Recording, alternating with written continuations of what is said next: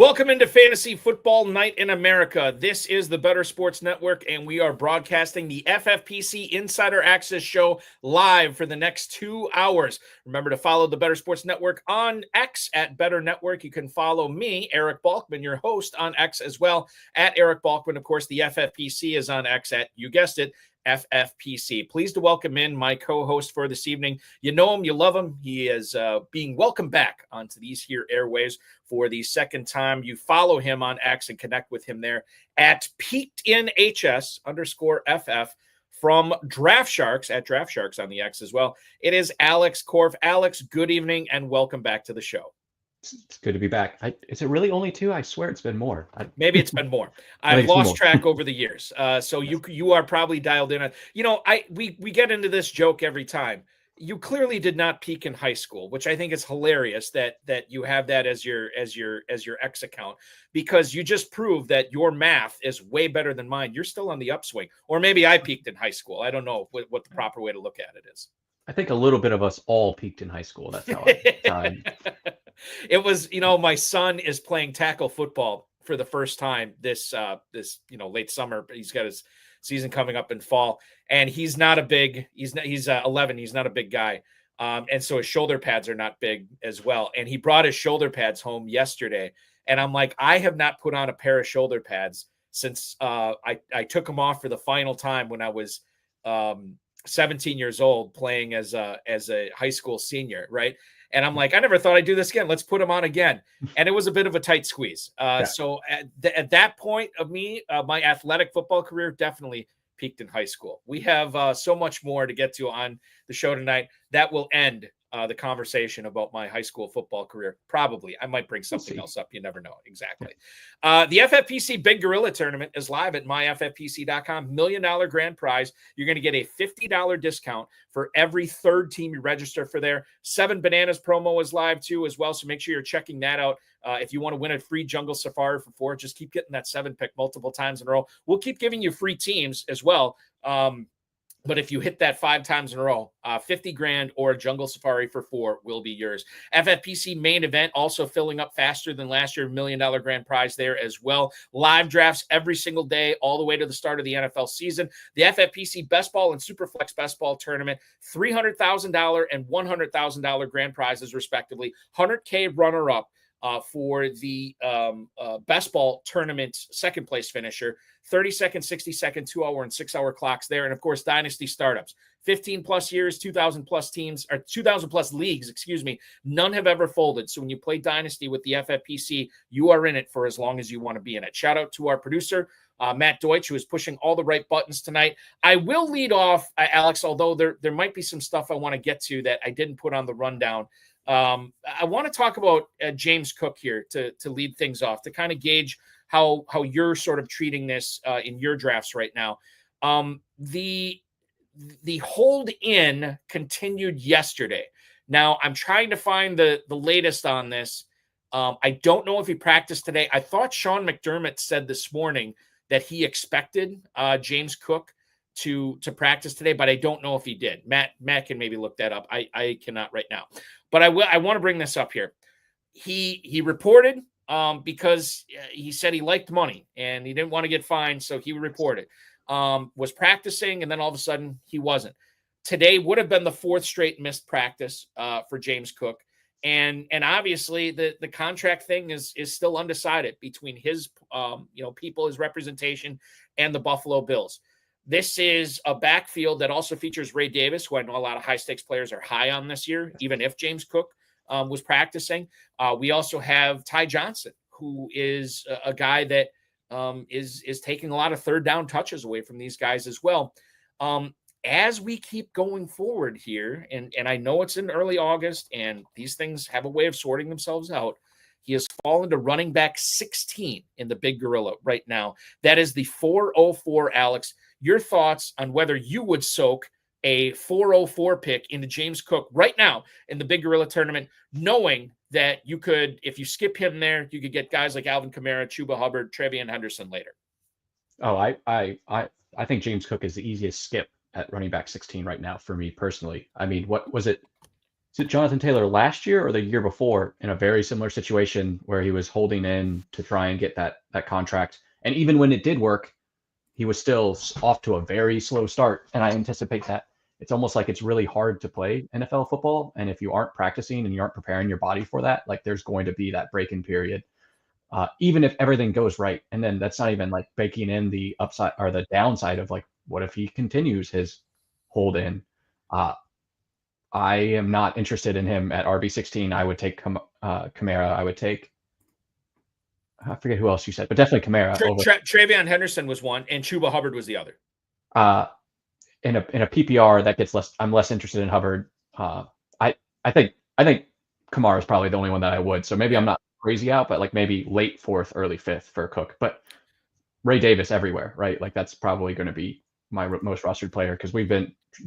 Jared at DraftSharks was super high on Ray Davis before all of this because we kind of like him. We think he honestly could be a starter in the league on a lot of other teams. But James Cook is very good too, is the problem. Ray Davis is running back 44 right now in the fantasy FFPC Big Gorilla. 1101 is where he's going. It's wild because he has risen up to running back 44. Quinshon Judkins has fallen to running back 43. This is why I always encourage people to draft at all times of the year because the ADP shifts so much. It's like a new drafting experience every single time. The fact that these guys are right next to each other is crazy town banana pants. You guys are Alex, I should ask you this. I don't even know. Are you guys all like Rochester, New York, the DraftSharks guys? So they used to be, and Jared and Matt and all of those guys live there. Shane lives in Pittsburgh, and I'm down in North Carolina. Got it. So okay. So do you feel like Matt, and I know Matt's correct me if I'm wrong, Matt's an Eagles guy, and Jared, I want to say is a Dolphins guy. Yeah, weirdly, I think. Yeah, that is weird. Yeah. But they're dialed into this Bills situation. I mean, they're dialed into everything. You guys are dialed into everything, obviously, with DraftSharks.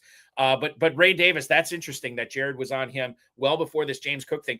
And the other aspect to bring up about this is like we haven't even mentioned the fact that this dude is due for some serious touchdown regression this season as well. So there's a lot of reasons not to like James Cook right now. I'm actually surprised he is still going that high in FFPC drafts right now. This is a player that, ever since he stopped practicing, ADP has fallen a little bit, but not that much, which is wild. And our FFPC players slower to react to that? I don't know. There's a non-zero chance of that.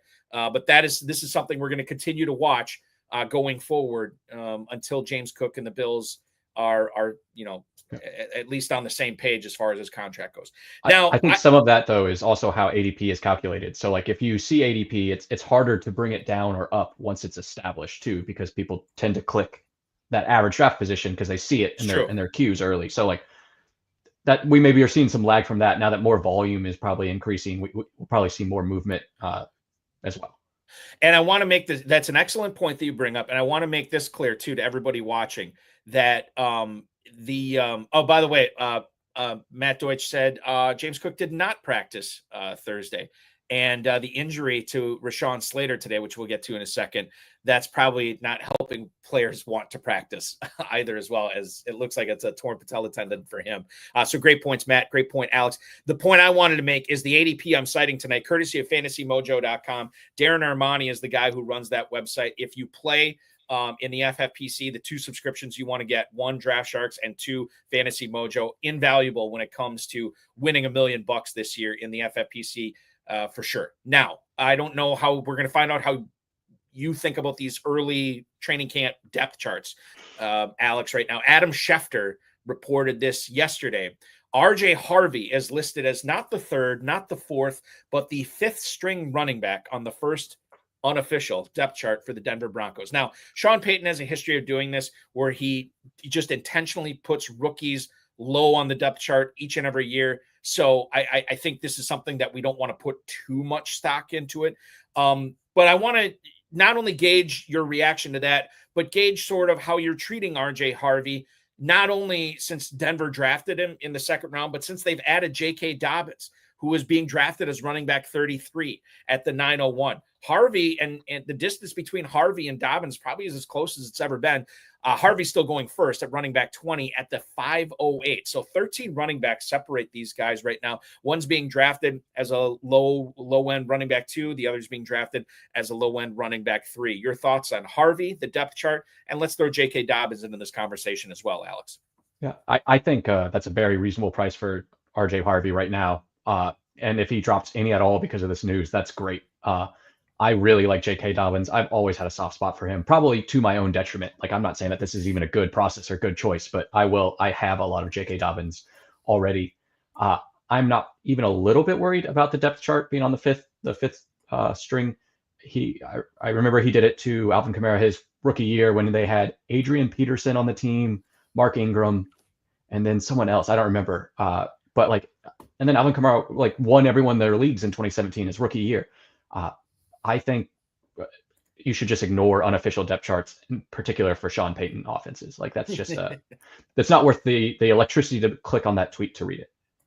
So the other thing I tease, speaking of Dobbins, his former teammate Rashawn Slater ends up. It's announced by the Los Angeles Chargers that he will miss the entire 2025 NFL season.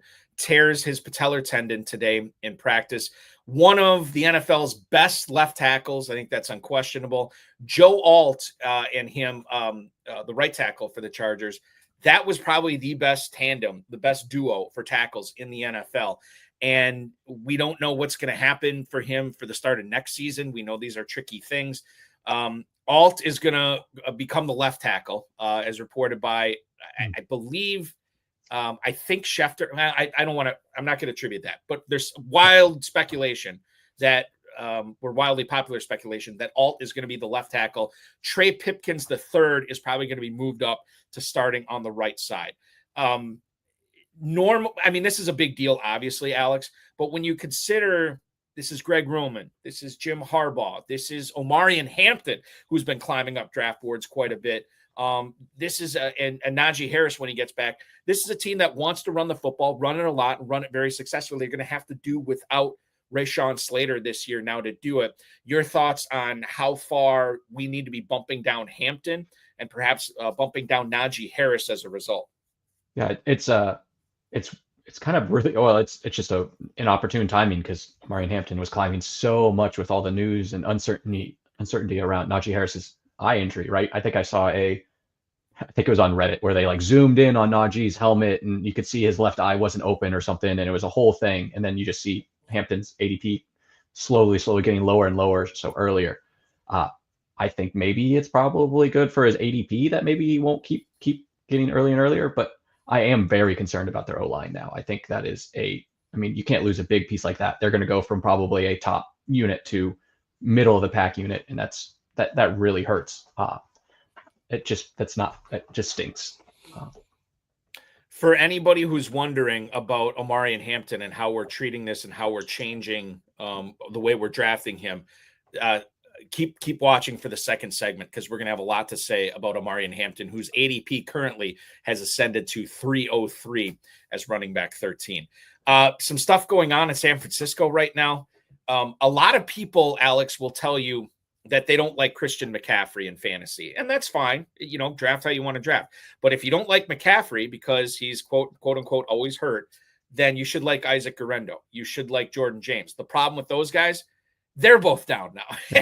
As Guerendo, I think, was going to miss a few weeks. Jordan James, as reported by Matt Barrows, is going to miss a couple of weeks after he had surgery on a broken finger as well. So the depth chart's getting thin. I think the thing that I look at this as far as Guerendo and James, especially James, these should not be long-term injuries. They should be back for the start of the regular season. I'm not really adjusting the way I'm drafting Guerendo and James based on these injuries. Have you had any particular changes of heart in regards to selecting backup 49ers running backs in drafts? No, I think I think I've been mostly targeting Guerendo because I think he's just a fun player, right? Just a dude that hits it and is fast. And so that's not really, I think, an injury here. He already knows the playbook. He's been there a year. He knows what he's doing. I'm less worried about him coming in as a sophomore versus a rookie. but I'm really still not super worried. I think they'll both be okay, but maybe it'll depress their ADP a little bit, which makes it even more interesting to try and snag them. But it really doesn't change my opinion of CMC at all, right? Just because his backups are hurt. He's going to be what he was going to be, and either he's going to be a great end of the first round pick, one of the best ones maybe in history, or everyone was right and he got hurt again, and well, it's a bummer. How are you handling McCaffrey? Like, what end of the spectrum are you on? Are you of the belief that you're staying away at that 112, 201 price, or are you investing in him there? If you're not first, you're last. So I'm grabbing him if I can. If it doesn't work, it doesn't work, and I just lit a league on fire, and that's okay. But like, it's not often you get that kind of upside at the 112, 201 where he is. Like, it's kind of a unique position this year. Fortune favors the bold, and the bold is definitely Alex Korff in this case. Speaking of the Niners, this is another big piece of news we got from John Lynch today. Cam Inman put this out on social media. John Lynch says he, quote, doesn't think Brandon Aiyuk is going to be cleared for week 1. Lynch also did not set a timetable for his return. Don't forget that this was an injury in week 7 last year. Not only did he tear his ACL, he tore his MCL as well. Initial reports after this injury stated that he was probably going to be ready to play midway through the 2025 season, and maybe that's still the case. Maybe he's sort of like a mid-year type of guy. Jawan Jennings and Ricky Pearsall obviously are the beneficiaries of this. You could say McCaffrey and George Kittle as well. Aiyuk continues to fall. This is a player, dude.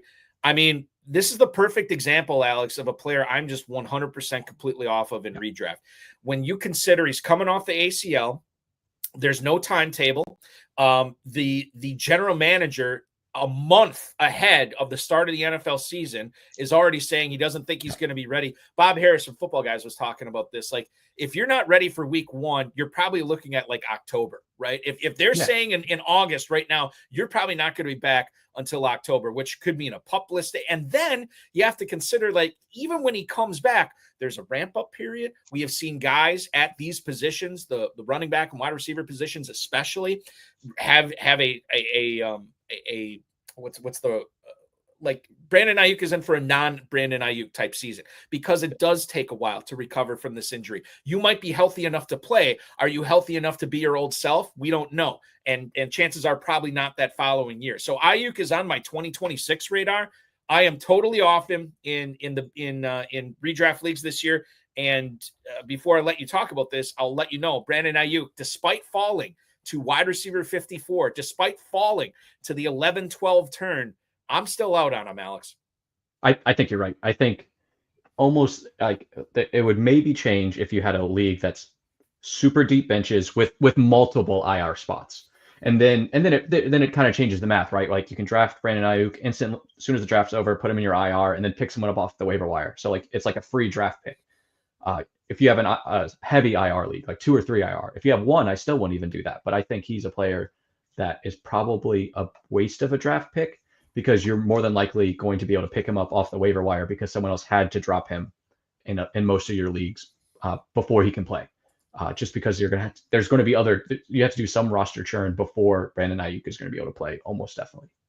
Let's get back into it here, and we'll shift out of the Bay Area and go to Nashville. Tony Pollard has been listed as running back 1 on the first unofficial draft depth chart. Now, we talked about this earlier when we talked about RJ Harvey when it comes to, well, let's not put a whole lot of stock into these depth charts. I am sort of on Tyjae Spears this year. I think his role is going to grow bigger in that offense. I think they're going to count on him more. Doesn't surprise me that Pollard's still ahead of him.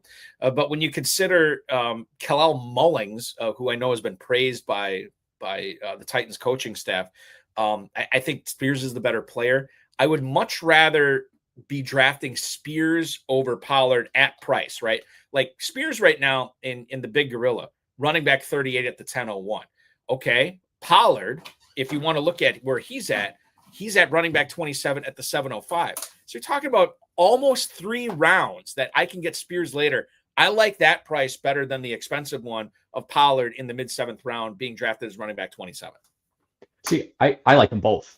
I think they both, not on the same team, not on the same team, But if you're doing several different teams, of course, I think it's more of what you're trying to do, and they kind of almost fit different builds. Like Spears, it's hard to get that type of upside on a running back in the 10th round. Like he just could be an absolute smash. Like he could be great.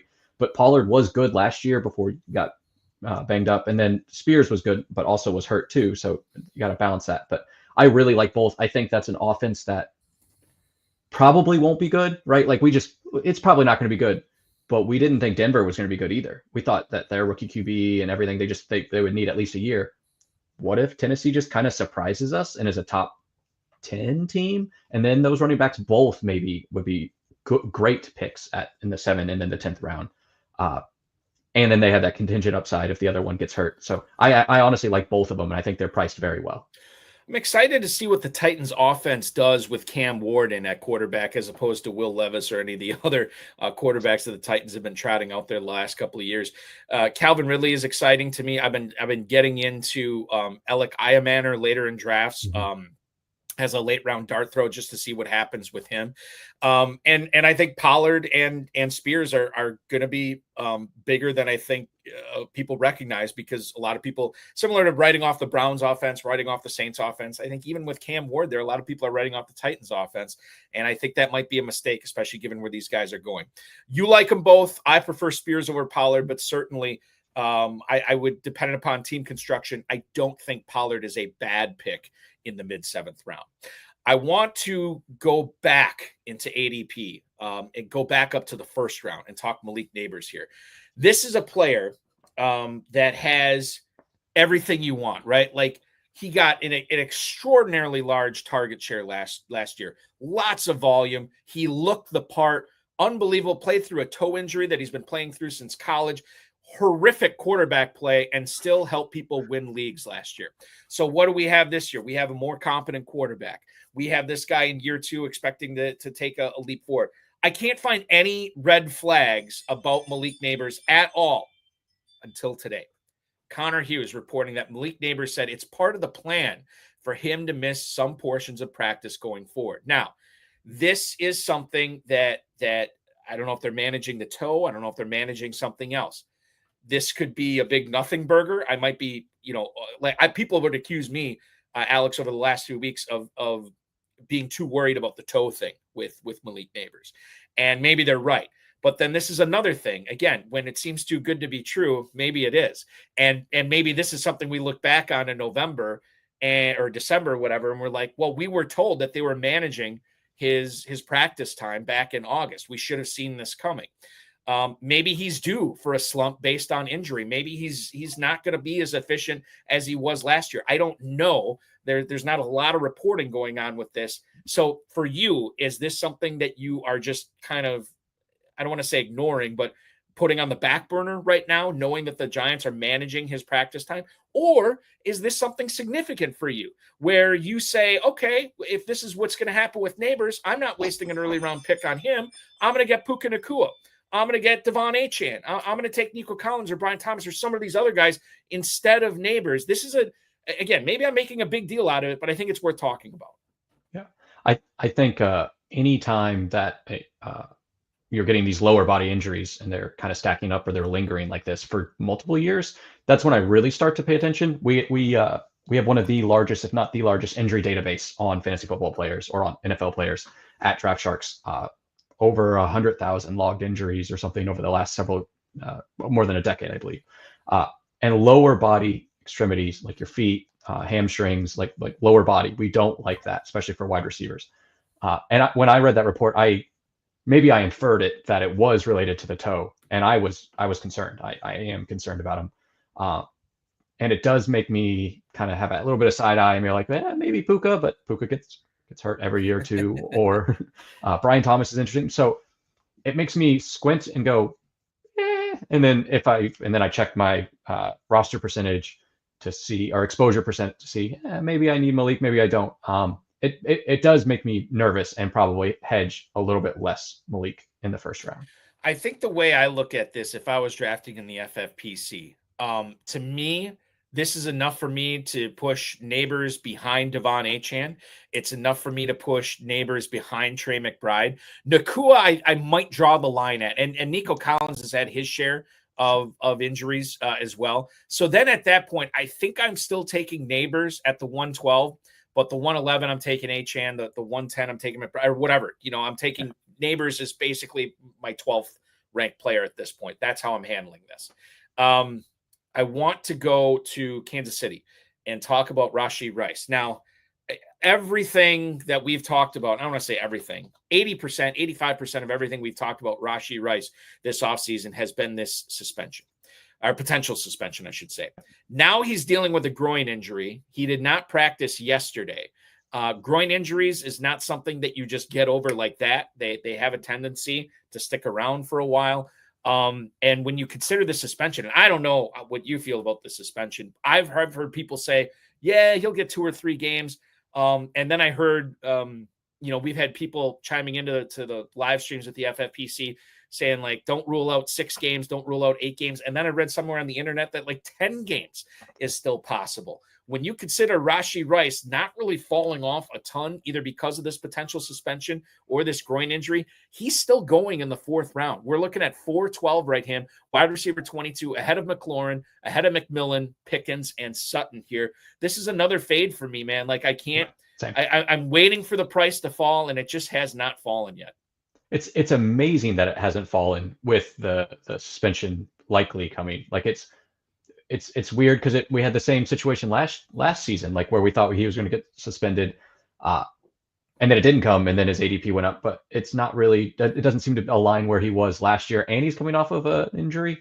I think he's one of the easiest players to pass in the 4th for me. Like, I'm worried about Terry McLaurin too, with no contract. But you said Sutton, you said Pickens, you said some other really solid wide receivers that I think have a little bit less warts right at this moment that I think are just a little safer to pair in the 4th round, unless I'm absolutely trying to shoot for the moon. Then I think Rice is interesting. Like, maybe, let's say depending on how you built your first 3 rounds, I think there's some that maybe Rice fits, but still probably not with how I build most of my teams. Yeah, you mentioned all of McLaurin, McMillan, Pickens, Sutton, and I'll give you another one that's going after him that I would totally take ahead of Rashee Rice, and that's Jameson Williams. We'll get into him a little bit more later on in the show, but that's another player to look at. And then you're looking at the Devonta Smith, Zay Flowers, Calvin Ridley, Jalen Waddle tier. I think you can make a case for all those guys over Rashee Rice this year as well. So I don't know why it hasn't fallen, but it is going to drop like a rock if he ends up getting suspended for 8 to 10 games. We'll see on that. We'll obviously be covering it here on FFPC Insider Access. Speaking of covering it, the Ravens and Colts have kicked off, and Keaton Mitchell is already in the end zone. A 22-yard touchdown scamper for Keaton Mitchell, somebody to keep your eye on in the mid rounds of drafts this year as a potential replacement. If Derrick Henry were to go down, and you say, Balky, that's crazy, Derrick Henry never goes down. And I say, yes, you're probably right, but you never know. Yeah. Moving on to Carolina, one of the receivers I just talked about that is going after Rashee Rice is the rookie from Arizona, Tetairoa McMillan. ESPN's David Newton, who covers the Panthers for that network, believes that he has been the standout performer in training camp. No, not Newton, but McMillan has been the standout performer for the Panthers. Quote, he's shown flashes of greatness that Young didn't have available at receiver a year ago. Now, if you look at where he's going in drafts, Tetairoa McMillan was wide receiver 24. He's being drafted as a low-end wide receiver 2, high-end wide receiver 3, and it's going to cost you an early 5th-round pick to get him on your team.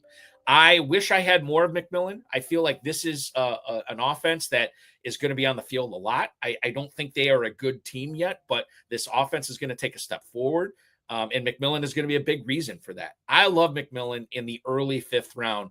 Alex, when I talk about, the players going right after Rice with McLaurin, McMillan, Pickens, and Sutton, does Tetairoa McMillan stand out to you among those players more so than the others? Yeah, I think maybe not more so than others. I really like Sutton. I really like, but I think Tet is a really interesting player, and he gives you a lot of just options with stacking later, because you can grab almost any other secondary Carolina wide receiver, and probably who else is going to draft Bryce Young in your best ball league to stack him, right? So you can grab him, Adam Thielen, or who did they draft in the first last year? Xavier Legette. Legette. Yeah, there you go. I was like Xavier. I was like Worthy. That's not right. Legette. So like you just have options, and then you could even take a shot at their one of their tight ends as well. So like you can get a lot of really cool stacks, and I think he matches with that really well. And hopefully no one's taking Bryce Young besides you, because why else would they? But I think he's a great option in the 5th round, especially in best ball. I think that makes it a really interesting pick. Moving up the East Coast to New England, ESPN's Mike Reiss has reported that Stefon Diggs, Demario Douglas, and Kayshon Boutte have been the top pass catchers in practice so far. Now, Douglas been pretty consistent from the slot the last couple of years. Diggs was obviously their big get in free agency. Obviously, he's coming off the ACL, much further along than Brandon Aiyuk apparently. Yeah. And I think that while I'm obviously this is a red flag if Diggs was not mentioned by Reiss here, it does not surprise me that Demario Douglas was mentioned. The Kayshon Boutte thing is very interesting. He was a player that I think a lot of people were expecting him to go on day 1, day 2 of his NFL draft. He did not. He did not go until the 6th round pick. Hardly played at all in 2023, and I was ready to write this guy off. But last year, just under 600 yards receiving, over 40 catches, and he got in the end zone 3 times. From week 6 to the rest of the season, he was on the field for more than 70% of the time when the New England offense was out there.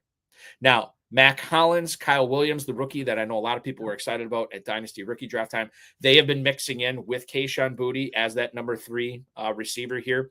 And obviously with Drake May throwing the ball in year 2, I'm pretty bullish on Drake May in 2025. So I think that there could be some fantasy value here. Maybe not so much in redraft like the big gorilla or the main event, but definitely in best ball.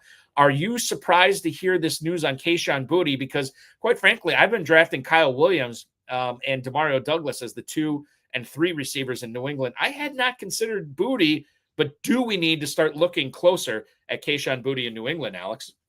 Yeah, I think this one doesn't make me, this report doesn't make me particularly more interested in Boutte, but it makes me kind of look at Kyle Williams and go, why didn't they say your name? All right. Like, cause he was also mine.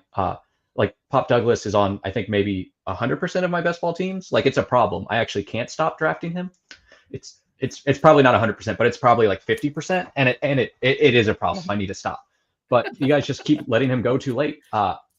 It does make me more concerned about Kyle Williams in particular. I mean, I saw hype around him, some training camp videos and things, and I figured there would be some more, but more, I guess, hype or excitement about him. But seeing Kayshon Boutte as the top pass catcher, that's interesting. I don't think that makes me want to draft him. Just maybe I'll slow down on some of the other guys a little bit.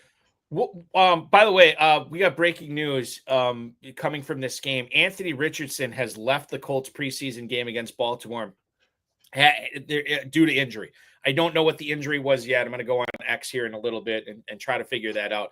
But Richardson hurt tonight against the Ravens in the preseason. More to come on that as we get that news in. I have to ask you about Demario Douglas. 100%, you're right. It's a problem. We got to send you to DDA, Demario Douglas Anonymous, because this is crazy. What is it about him this year that has you popping pop in the draft room so far, Alex? I think he's just so safe. It's like a warm blanket. You just get to wrap around yourself, and it's him catching targets out of the slot. I don't know. It's just it's hard at that point in the draft to get a player that I expect or project to get that much volume, and it's just a little bit of safety that maybe balances out some of the later round, probably dumber picks that I'm willing to make. Got to balance those out a little bit with some safety. So I'm looking at the Anthony Richardson thing. It was a blitz that Baltimore brought, and there must have been some error in the protection. And I don't know who it was. Defensive end for Baltimore just came screaming across and blindsided Richardson in the pocket. He put his shoulder into Richardson's right shoulder, his throwing arm, which we know was, that's like the worst spot for him to get hit, and he's left the game. So I don't know. This doesn't look great, and obviously we'll get an earlier look than expected with Daniel Jones against Baltimore tonight. Tampa Bay is an interesting conversation in fantasy leagues this year. we'll get into Bucky Irving, but the wide receiver. So Mike Evans, where Rick Stroud, does Rick Stroud work for Tampa Bay Times or Pewter Report? I can't remember. He's been covering the team for forever. He wrote a piece on why this could be Mike Evans last year. And Mike Evans himself kind of alluded on camera, like, don't count on me for the next 2 or 3 years. Like, this could be it or whatever.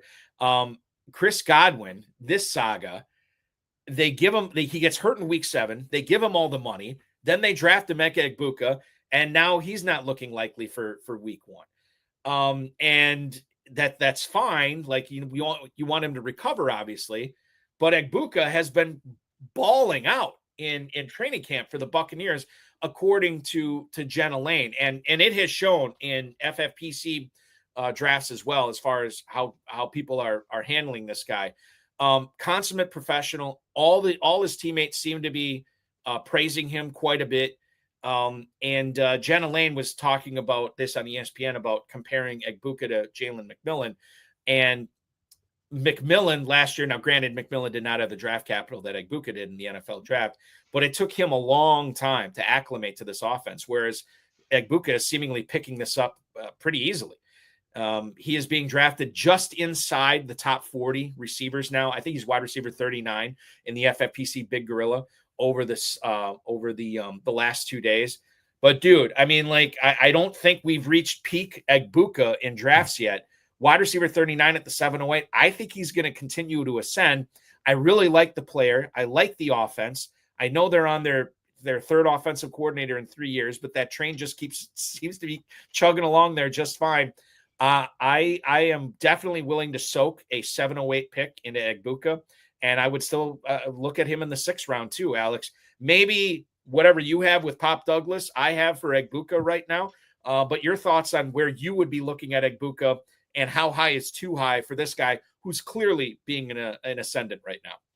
Yeah, I think I think that spot is totally reasonable for him. I'm very interested with him there as well. You said Chris Godwin hurt his ankle week 7. Yes. In that report, they even said that if they needed to, he could potentially be back if they made a push to the Super Bowl. And now he still might not make week 1. Like that was reported right after he got hurt. And it's just like, wait, which one of these is true? Like, did something happen? I think he did get a second surgery is what I thought I remember seeing. But that makes me really interested in, I'm bad at names, but I am interested in this rookie. Emeka Egbuka, yes. Emeka Egbuka. Matt and them make fun of me so much because I can't do names. I never did. I read them and if I don't hear it, I'm not going to say it correctly, but it makes it really interesting because if Godwin starts slow or on the pup or is just slow, and Evans is just not young. Like, what if this rookie takes over and is the wide receiver 1? I'm not saying that it's going to happen, but like range of outcomes, there's definitely a chance. And that upside that late in the draft, that middle rounds of the draft, definitely makes me interested. We have more on Anthony Richardson, as the Ravens have just scored from a long ways out. That was a huge touchdown. I'm trying to see who ended up scoring it for Baltimore. But the Richardson, I think, is good. The Richardson thing is good. He was looked at by trainers. He was seen trying to grip a football, and they're looking at his right hand, not his right shoulder, which is good. He apparently has a finger injury and will not return to this game, but it is not the shoulder they were looking at. They were looking at a finger, which I think at this point, for all of us holding Anthony Richardson shares, and I do mean us, it's good news. I literally just drafted him in my Did you really? my FFPC best ball today. I drafted him today, and the one that I have going right now, I'm just like, gosh. And like when you said the news, I was like, God, like 4 hours earlier. Like, well, but this is good though that it's not the shoulder. I mean, and like I looked at this, it was a David Ojabo, the edge rusher for the Ravens, unblocked, hit him high. It looked exactly, I mean, like right on the shoulder. By the way, it was a punt return for the Ravens that they housed for a touchdown here. They go up 14-3 on Indianapolis. Who was it that housed it? That's what I'm trying to find out. I bet it was Keaton Mitchell too. It's not Keaton Mitchell. No. I'm looking up. I got the jersey number here. And I'm looking it up on the Ravens website just to make sure I get this right. I don't know if it's a well-known guy, quite frankly. Gotcha. And he may LeJonte Wester It looks like a rookie from Colorado. Yeah, LeJounte Wester was the guy who hosted. So there you go. 5'9", 170 pounds, and celebrating big time on the Ravens sideline right now. Good on you, buddy. The next place I want to go is Jordan Addison in Minnesota. He was suspended for 3 games for violating the substances of abuse policy. We kind of thought this. We were pretty sure he was going to get suspended, and he did. And I think his wide receiver 43, 808 ADP, Alex, makes sense to me that FFPC players were basing that draft spot that he was going to get suspended. Like, I don't think there's going to be any sort of dip at this point. I don't think Addison all of a sudden plunges to the 9th or the 10th round based on this. I think he stays where he's going in the mid-8th round right there. And that is a price I want to be in business with. We'll talk about JJ McCarthy later, but Addison as wide receiver 43, I like that right now. What say you in regards to Jordan Addison in 2025? Yeah, I think his ADP probably won't shift at all in best ball. I think we might see it go down in like your home leagues, just because people are like, they'll see that little suspend icon next to his name. And usually you'll see a dip there. Like if you track, like, I don't know, sleeper or something, like some sort of just home league, the casuals, you'll see that go down. But I think it's totally reasonable. And I think if it actually does drop in best ball, it's probably more related to that quarterback, like you said, and any negative reports we're going to start seeing come out more. That's probably more going to be the effect. Khalil Shakir, this is kind of interesting too. So he's got an ankle injury. It's the same ankle that he hurt during the 2024 season. Sean McDermott said this morning that he believes Khalil Shakir is going to be ready for week 1. He was fairly nebulous in his description of what he foresees going forward for Shakir when the NFL season starts. But this seems to be good news. If he thinks he's going to be ready for week 1, I don't think this is a high ankle sprain. You don't want a player who is probably the Buffalo Bills' #1 receiver missing all of training camp. It's not ideal. I want to get your thought. Maybe this is going to tell me what kind of best ball player you are. Khalil Shakir is a player that has a pretty high floor, I would say, as in that Buffalo Bills offense. But I don't know how high his ceiling is. Wide receiver 46 at the 903 right now. I look at Jaden Reed, who's going almost the exact ADP as Shakir, and I see spike week potential with Jaden Reed. Josh Downs, I think, is a very similar player to Shakir. Cooper Kupp, I think you can make the case. Keon Coleman, his own teammate, I think there's spike week potential with him. It's weird because if you look at all these receivers going in this glut here, you have Keon Coleman, Michael Pittman, Jaden Higgins. They all strike me as players that I think are going to be fairly consistent. Do we want consistency in the 9th round of best ball tournaments, Alex? Do we want guys, that are going to be able to give us, 12, 13, 14 points? Or do we want the players that are going to give us 3, 4, and then all of a sudden 35? And then the next week, 7 points, and then all of a sudden 25. So I think this is interesting because Shakir is not an exciting pick, and maybe he's not the right pick in best ball. In the Big Gorilla, which is a managed league, 903 is where he's going right now. Your thoughts on this ankle injury for Khalil Shakir and how you are or are not moving him up or down your draft board? Yeah, I'm probably not shifting him significantly based on this news because I think it was kind of what I assumed already. I think if they would have said he might not be ready week 1, then I would have been like, wait, what? What are you saying? I think in a managed league in the 9th round is totally fair. In best ball, the reason I have so much Pop Douglas is because I am not taking Shakir in the 9th round. It's because I'm taking Reed, I'm taking Pittman because I think he does have ceiling. I'm taking those guys because that's who I like there. I take Pop Douglas to as that antacid of taking all those guys that are risky and upsetting my stomach. So I got to balance it there. But I don't think I have any Shakir in best ball. Take 100% of Pop Douglas and call Dr. Alex Korff in the morning to let him know. This gave me great pleasure when I saw this news in Los Angeles about Keenan Allen coming back home again. Tom Pelissero reported this earlier this week. It is a 1-year, $8.5 million contract for the Chargers and Keenan Allen to be in business with each other again. 33 years old. Last year was the only year he spent in his professional career not as a Charger. He was a Chicago Bear last year. And I think there's a narrative out there that he was washed and he couldn't do anything last year. bear in mind the quarterback. We complained about Caleb Williams a lot when it came to Rome Odunze, when it came to Keenan Allen, when it came to DJ Moore there as well. So I think that you have to attribute poor quarterback play here for Caleb Williams to Keenan Allen.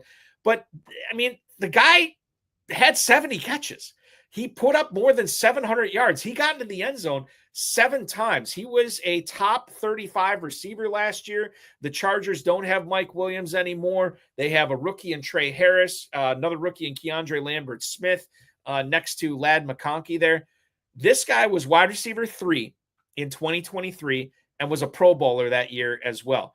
For 6 seasons, he was Justin Herbert's number 1 wide receiver. Why is that interesting? Because Justin Herbert is his quarterback again this season. He's going to be in the slot a lot. I would imagine his ADOT is probably not going to be great, but that's okay because he's going to get a lot of catches. Probably the number 2 passing option on this team right away as he comes back to Los Angeles. Keenan Allen, the ADP has not reflected the bump yet. He has gone as high as the 12th round over the last 2 days in the FFPC Big Gorilla. On average, dude, wide receiver 65, 1504. Buy Keenan Allen right now because I got to believe his ADP is going to be going up quite a bit over the next week or two. I love this landing spot for Keenan Allen. I'm glad I invested in him when he was a free agent. Yeah. And now I think anybody else did the same thing. Alex should be able to reap the benefits for him in Los Angeles. Yeah, he was the biggest mispriced ADP player all summer because we knew, I mean, you know that he's going to sign with a team. And he was, you could have bet probably a lot of money that it was going to be returning home to the Chargers. And then you're just getting 80 picks of ADP value or something. I mean, where he'll probably end up. I mean, it was the easiest, just pure value play was Keenan Allen all summer. Is Amari Cooper going to be the same? We'll see. But Keenan Allen was an easy bet to just reap that reward of just stealing free picks back in ADP value. I want to go and talk about my Green Bay Packers with you for a few minutes here. Kevin Clark reported that Jordan Love said Matthew Golden is the most impressive Packers newcomer, said that he's going to be a stud. He said that he looks very polished as well. Jordan Love has been very effusive in his praise over the Packers' number 1 draft pick this offseason, and it seems like they're clicking. He's making big plays in practice every day. Maybe that's a commentary on how thin and, quite frankly, maybe bad the Packers' cornerbacks are this year, but you never know. He's going inside the top 40 receivers just barely in the Fantasy Football Players Championship Big Gorilla. And this is a player that, and this is more me just being unconvinced about any Packers pass catcher in a non-best ball league. There's going to be weeks where it's a Jaden Reed week. There's going to be weeks where it's a Dobbs week, a Golden week, a Tucker Kraft week, a Dontavian Wicks week. And I know I'm kind of an island on this, and we can talk about Tucker Kraft here as well. I know they want to use him more. I know that they want to get the ball to him as much as possible, both Kraft and Golden. And that's fine to say, but that's all it is. It's words. Matt LaFleur, his offense has been predicated on spreading the ball around, for his entire time in Green Bay, really, except for when Aaron Rodgers and Devontae Adams are playing pitch and catch, right? And now you can make the case that Golden breaks that mold because he's the first round pick. But until I see it, I'm not in on it. I have been warming up to both players, both Golden and Tucker Kraft. But I'm still mainly icy, right? When it comes to those two players, I'm still frozen. I got the trickles of water dripping off my fingertips right now because I'm starting to warm up to them a little bit, but I still have misgivings about picking Packers in managed leagues because I think they might drive you nuts more often than not. Yeah, and I think what you said is picking Packers, but I think you mean picking Packers pass catchers. Pass catchers. I'm in on Jordan Love. I'm in Jordan on Jordan Love. Yep. It makes me want more Jordan Love. Like he is because this year he is just a late round quarterback, like he just did. And he is going to be my number 1 in managed leagues. He is going to be my number 1 quarterback, like that I'm going to have the most of because he's effectively free. And with all, if we just get one more season of him not injured this year and throwing to all of these guys, I'm super into it. I think Tucker Kraft's probably due for some regression. He had some pretty big yak plays that are maybe not super sticky year over year. I think he's a great player. I think he's probably being drafted too high for a tight end just because they have so many options. Like I don't want my tight end to be potentially the 4th the third, fourth, or fifth option on their own team. I would like them to be the second or third, ideally, or first, right? That's what we want. Is we want those the real breakouts. But it makes me want Jordan Love, and it does not make me want to draft basically any Green Bay pass catchers in any sort of managed league. And I want a little bit of all of them in best ball to stack with Jordan Love, 2 or 3 of them. I think that's the way to do it, and it's an easy stack to do in best ball. I'll tell you this: Matt Schneidman from The Athletic, who covers the Packers, said that he reported that Jordan Love wants to run more in 2025. He had talked with Schneidman. This was a report that came out this morning, I want to say, about not checking the ball down so much and looking for open running lanes. I think that he could not do this last year. I think most people would agree with me. It's because of that nasty knee injury he had in Brazil on that slippery turf against the Eagles in week 1. I left that game thinking that Jordan Love's season was over. And the fact that he was able to play 3 weeks later or whatever it was pretty crazy. But I think it affected him all season long. And I think that's why you saw so much Josh Jacobs. I think that's why you saw very little from Jordan Love running the ball. And I think that's why you saw a neutered, at least muted passing game for Green Bay last year. Adam Stenavich, who's the Packers offensive coordinator, was asked last week about Love running more. And he said that Love's running ability is a, quote, huge weapon. And Love has been able to make some big plays down the field. Now, 14.5 yards per game in 2023 of rushing yards per game and 4 rushing scores. Last year, 5.5 rushing yards a game and 1 touchdown. It was a bad scenario for Love last year because Josh Jacobs shouldered so much of the offense. It's recency bias, Alex. People are letting Love slip. I'm going to bring this up right now in the Big Gorilla. He's quarterback 18 right now at the 1503. You could pick 14 other players and still get Jordan Love in the 15th round, which is crazy to me. You have to understand how good this guy is and how much he's going to bounce back this year. And I think the more you understand that, the better off you're going to be. Now, will his ADP change? I don't think so, but certainly there's a possibility that, Love moves up to a point where I think it's untenable. And then there's other quarterbacks I look at instead of him. But right now he is a buy. And I am preaching to the converted here. You are a big Jordan Love fan this year as well.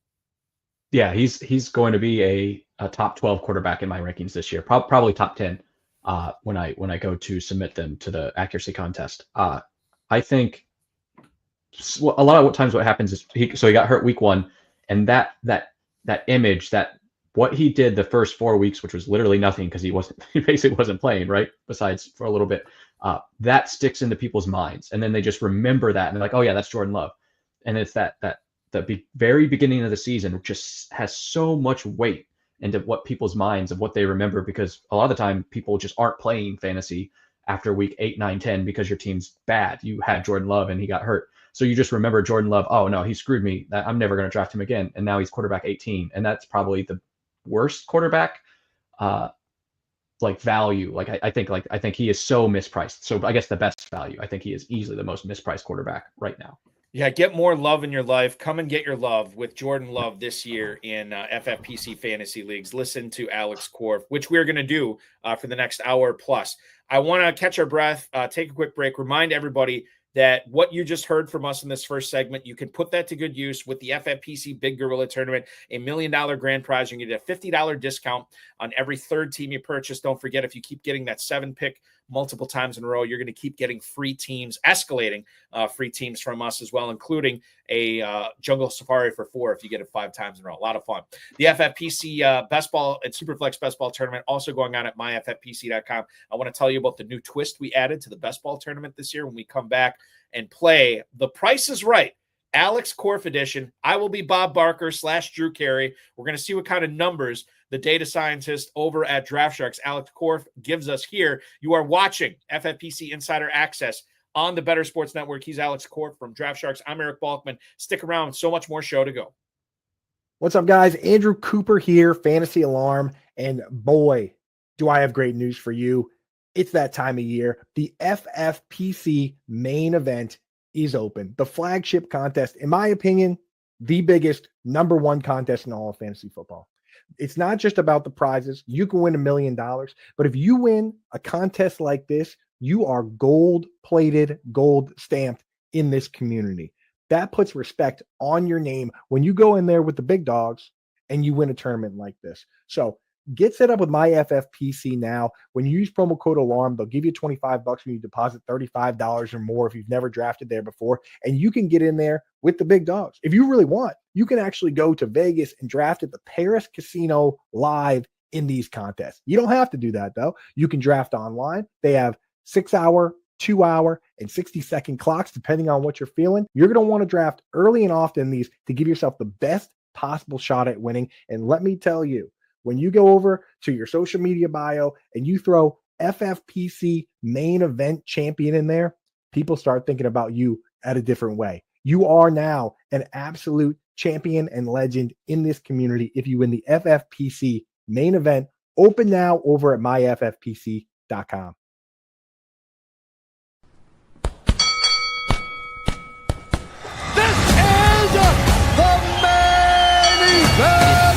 Event draft We're drafting season. a main event team on FFPC, $2,000 entry team.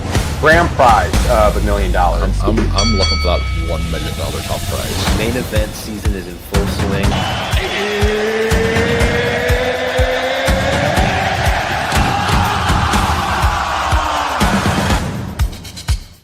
FFPC Insider Access rolls on here live on the Better Sports Network for Thursday, August 7th. Welcome to August. So much fun to be talking fantasy football tonight with Alex Korff from Draft and watching some NFL football as well. I know we've been following this Colts-Ravens game more so than the other one going on right now. It is a tie ball game, 7-7 between the Bengals and Eagles. Joe Burrow looking in midseason form, 6 of 7, 71 yards and a touchdown. 3 of those catches have gone to Jamar Chase for 41 yards. Tanner Hudson was the guy who got in the end zone. Chase Brown with 24 total yards.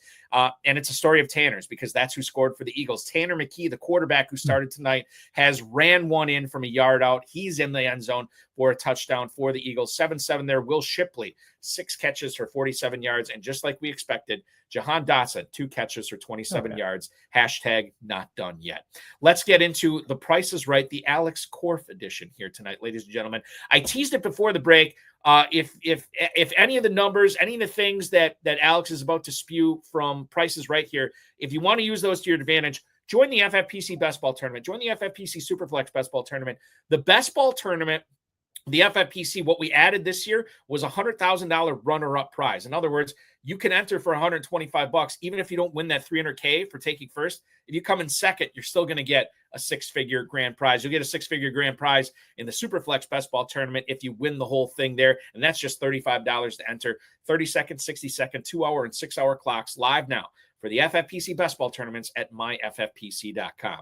All right, let's bring out our lovely spokesmodel or spokesperson, whatever it is, on The Price is Right, to tell you all about Bucky Irving, Alex Korff. Bucky Irving was a player that came from nowhere last season, an afterthought, if you will. A player that was an injury-away type guy, maybe even a 2-injury-away type guy behind Rachaad White, of course, Sean Tucker there last year as well. A player many drafters called undersized, a player that not a lot of people believed in. And what did Bucky Irving do? He churned out one of the best running back seasons of any player at his position last year.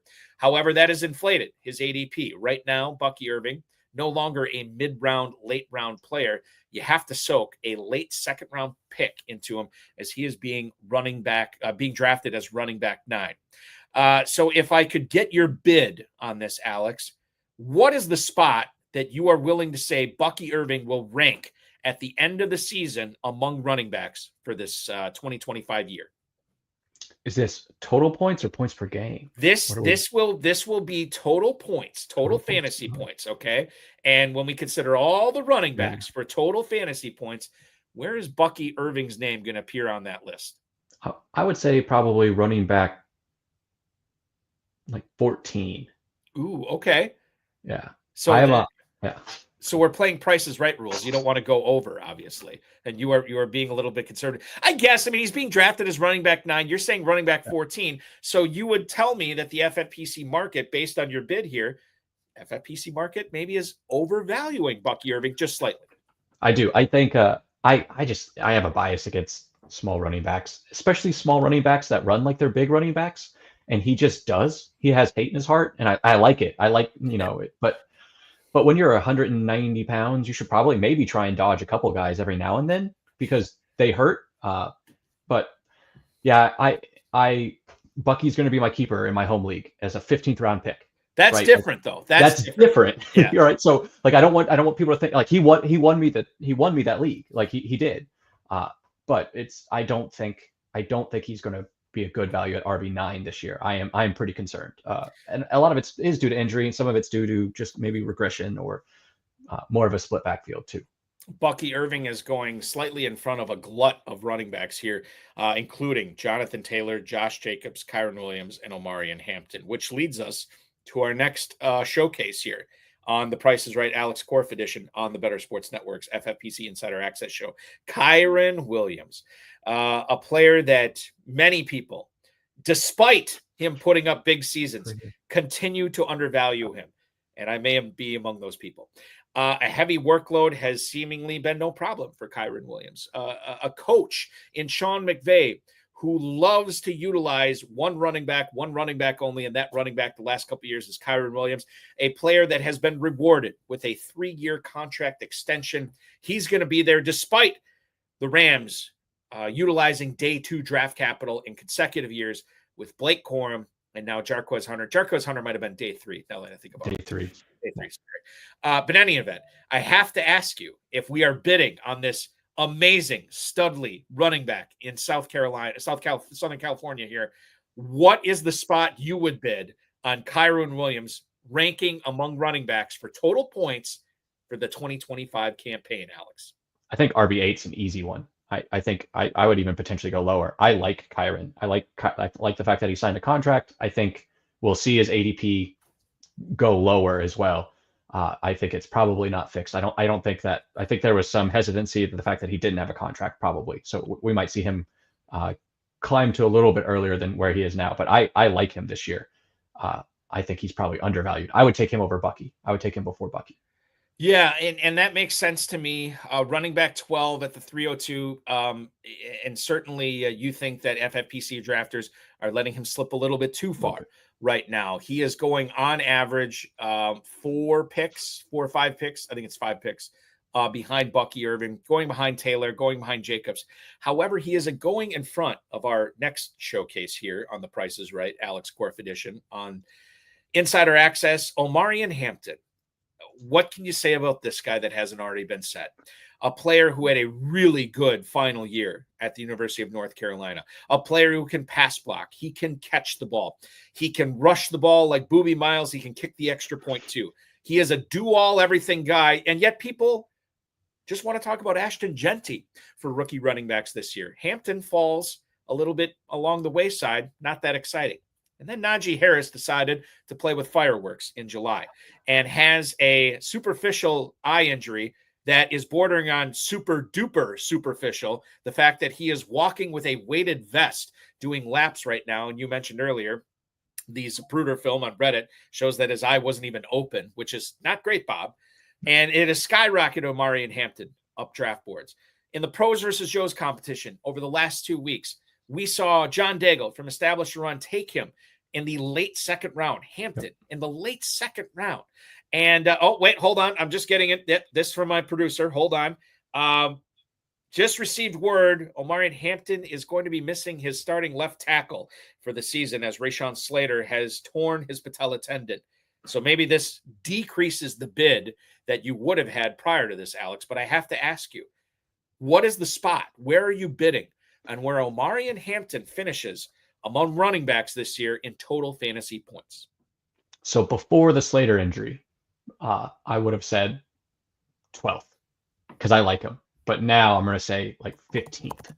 I think I don't. Okay. I think it's significant. I don't think it's nothing. I think when you lose an O lineman like that, it's a problem. Hampton is running back 13 at the 303 right now. So for you, this is a price that you are no longer willing to pay. You are willing to let him go to somebody else at that level. You would take Tyreek Hill, you would take Garrett Wilson, T. Higgins. Well, I don't know if you would, but these are all players that are going after him. What if I asked you if you could have Omarion Hampton or Breece Hall this year at cost, which one would you pick? It's Man, close. that's a tough one. That one's hard. That's really hard. I think I would go Hampton, but I really like Breece Hall. But he's hurt me so many times. I just can't keep taking it. Let's go one notch below. Omarion Hampton or Kenneth Walker in Seattle. I think It's Walker. I think I'd go Hampton. I think I would still go Hampton. Still but Hampton. It's close. Okay. But all three of them are really close. Like they're tough. And then the next guy who goes after him in FFPC drafts, I know where you fall in on this. You are taking Hampton 100% of the time over James Cook, so we don't need to do that. Okay, let's have some fun here. I'm going to switch it up a little bit. We're going to continue talking about running backs, but I'm going to shift the focus to total number of PPR points, okay, for one Jaylen Warren. Jaylen Warren is a player that has been playing in the shadows of Najee Harris for the last few years in Pittsburgh. A player that, we liked to be able to use him on certain weeks as just a fill-in flex because you knew he was going to touch the ball, he'd catch a few passes, yada, yada, yada. He comes through for you, at least albeit in a smaller form. This year's a little bit different. This year, Najee Harris is gone. This year, Caleb Johnson is there, the rookie from Iowa, who apparently is getting failing grades for his pass protection in practice, which is good for Jaylen Warren that he'll be out there a lot. And you think about how Aaron Rodgers has had a penchant for checking down and passing to his running backs quite a bit. And it's only gotten bigger as his legs have gotten slower, not as apt to run, if at all, anymore, much more willing to check it down to Jaylen Warren. Given Caleb Johnson's underwhelming pass protection performance so far in camp, given that Jaylen Warren does not have Najee Harris to worry about, he's probably going to be on the field more. If I were to ask you, and I am asking you, the number of PPR points that Jaylen Warren is going to score in fantasy leagues this year, Alex, where would you put that number at? Your bid, sir. I would say I'm gonna come out hot. I'm gonna come out aggressive. 200. 200 even. That's what you're saying. 200 even. I mean, I could say 199 if it makes you feel better, but let's do 200. Well, this is Price is Right. You don't want to go over. That's the thing. Yeah. Once you go over, man, that's it. Yeah, you're out. I like him a lot, especially in PPR. I think he has always been undervalued. I think he was hurt most of last year, and that really messed up his season. 2023, he was great. I think Najee and Caleb Johnson are probably maybe will fill similar holes, but I like Jaylen Warren this year. I think he's probably underdrafted, and I think a 200-point season is definitely it's in his future. Actually, lock it in. It's done. It's going to happen. Well, I think you just won you're getting to the showcase showdown with this. Yeah. Last year, do you know what he put up last year? Just curiously. I think it was like 90 points or something, right? Well, in PPR it was 123. Oh, okay. 490 rushing yards. He got in the end zone once, rushing the ball. He caught 38 passes for 310 yards. No receiving touchdown. So it was an underwhelming year. But I'm glad to hear you say this, Alex, because I've been drafting Jaylen Warren as my third running back in a significant amount of leagues. And I think you and I are of one mind on this one as well. 200's aggressive.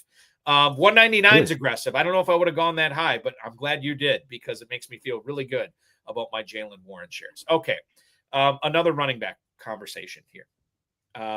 The battle in New York Giants camp between the rookie standout from last year, Tyrone Tracy, and the purported rookie standout for this year, Cam Skattebo, has been fun to watch. Now, you still have Devin Singletary gumming up the works there, and we know he's probably going to be a part of this campaign. However, the two Giants running backs that are being drafted high are not Singletary. They are Cam Skattebo, they are Tyrone Tracy. While Skattebo finally caught Tracy in ADP about a week and a half or so ago, where he was going ahead of Tracy, that number is switched. Maybe because of the injury to Skattebo,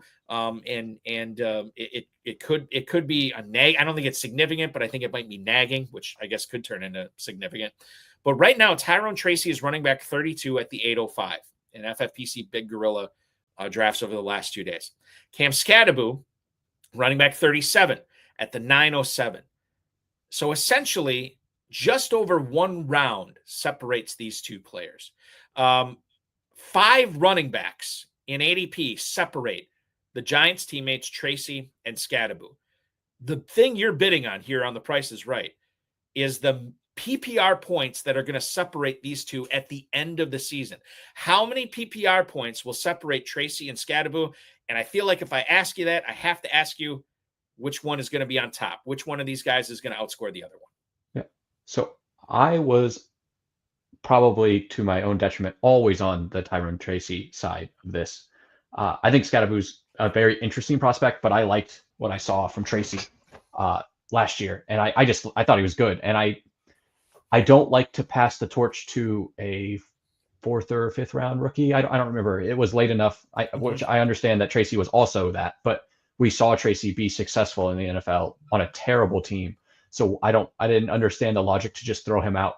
I think there's going to be a big gap. I think it's going to be like 80 points. I think Tyrone Tracy is going to crush Scadaboo. I think I like him. I am not drafting Scadaboo at his cost, or I wasn't. I think I am more into it now because I could be wrong. And then we might as well like hedge. And that's why you do best ball leagues, is you can do a little bit of both. I was on Tracy earlier. I had shifted to Scadaboo. I think I am shifting back to Tracy now. For the leagues, I'm looking at a Giants running back in that as well. So what was the final bid? The number of PPR points? 80. Okay. Yeah. All right. So do you have any Singletary? Do you do that at all? No. I don't. I can't listen, man. I don't play in 48 round leagues. I cannot do it. Singletary, I guess, is fine if you're a sicko and want to draft him late, but that's not me. That's not me, man. So an update on the games going on as we head to a commercial break for Price is Right, not a real commercial break, but I'm just going to tell you right now, Joe Burrow, I said he looked like he was in midseason form. He really is in midseason form. 9 of 10 now for 122 yards and 2 touchdowns. He hits Jamar Chase on a 36-yard touchdown reception. Chase is up to 4 catches for 77 yards and that touchdown. And the Bengals have taken a 14-7 lead over the Philadelphia Eagles. The other game, the Ravens Colts game, the story was Anthony Richardson leaving with a finger injury. The story has become maybe Keaton Mitchell here. 9 carries, 68 yards, and 1 touchdown so far. He has not caught any passes. Tyler Warren, though, has. He's got 3 catches for 40 yards. DJ Giddens, 4 carries for 12 yards as well as a target. Daniel Jones in there doing Daniel Jones things, 5 of 13 for 71 yards. Getting back to the game here and talk a little bit about Jaden Blue.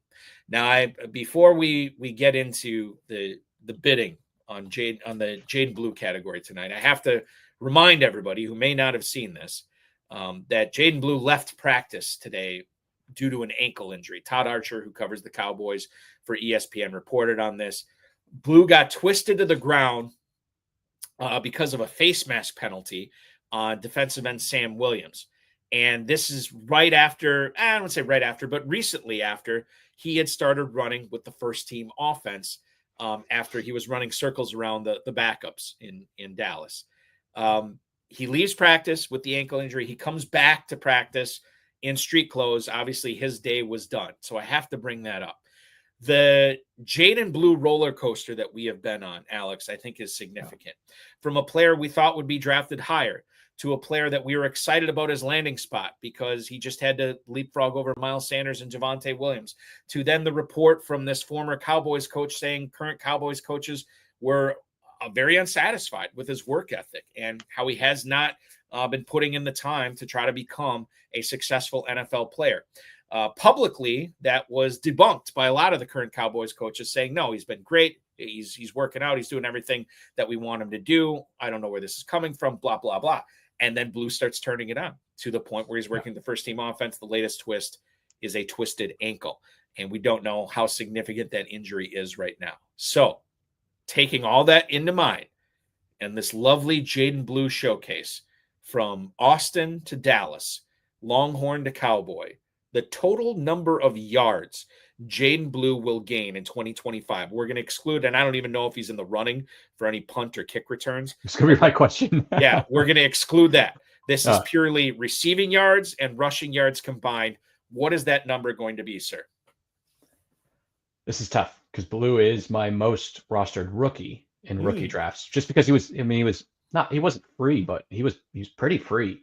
And that's what I like to bet on. And I love 3rd round picks in rookie drafts. That's like, just give them, all the 3rd round picks. I love it. I'm going to say like 450 yards. Whoa. Well, hold on.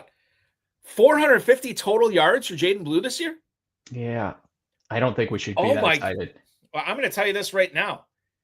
You are in no danger of overbidding on this. Oh, no. Yeah. I think, yeah. This is, okay, well, we need to expand this conversation now. So Jaden Blue, you're going to say 450 total yards. Does this mean you're bullish on Miles Sanders and or Javonte Williams? No. It means I'm not bullish on any of them. I think they're all probably going to disappoint us. Let's see. I have him for that. Okay, so I did say it probably a little short. I have him for about 400 rushing yards and about 275 passing yards. So receiving. So you're looking at 675 total yards here. I would take the under of that though. I think because this was before the injury news. Right. We don't know how bad it's going to be.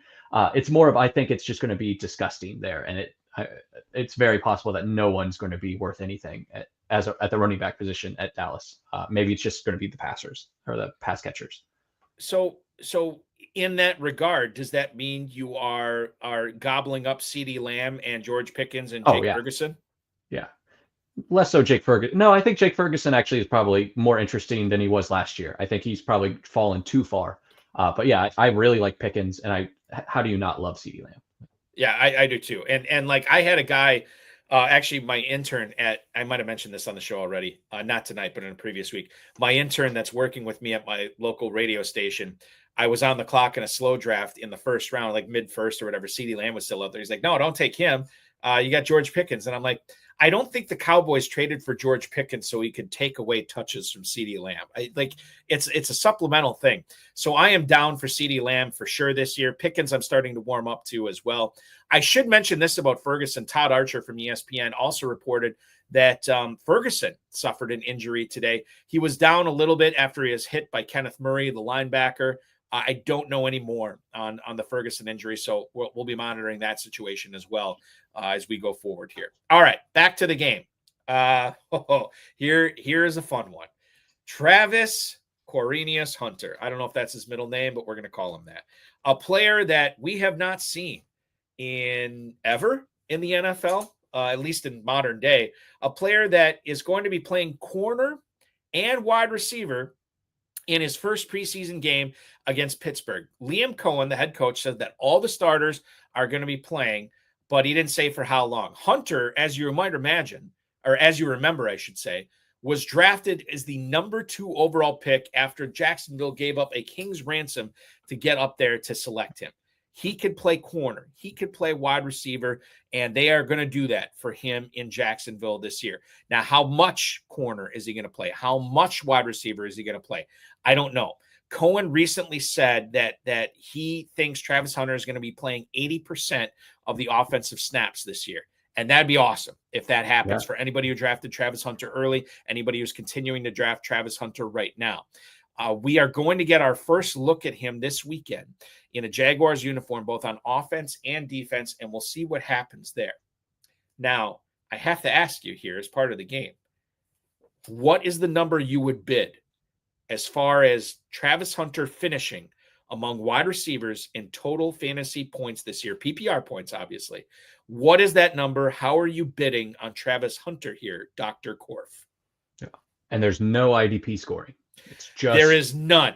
No special teams, no IDP. We are purely, I guess, I mean, like, okay, if he does return, is he in any, is there any chance that he return any kicks this year? No, you can't. Okay. Well, I mean, I guess you could get like pick 6, right? Well, FFPC has action scoring. So if he does get a pick 6 or a scoop and score, yes, he will get points for that. He will get points for punt and kick returning as well. So I guess that, yes, let's lump all that in. I don't know how big the special teams is with Travis Hunter. My God, they're going to kill this guy if they. Yeah, he'd die. Yeah.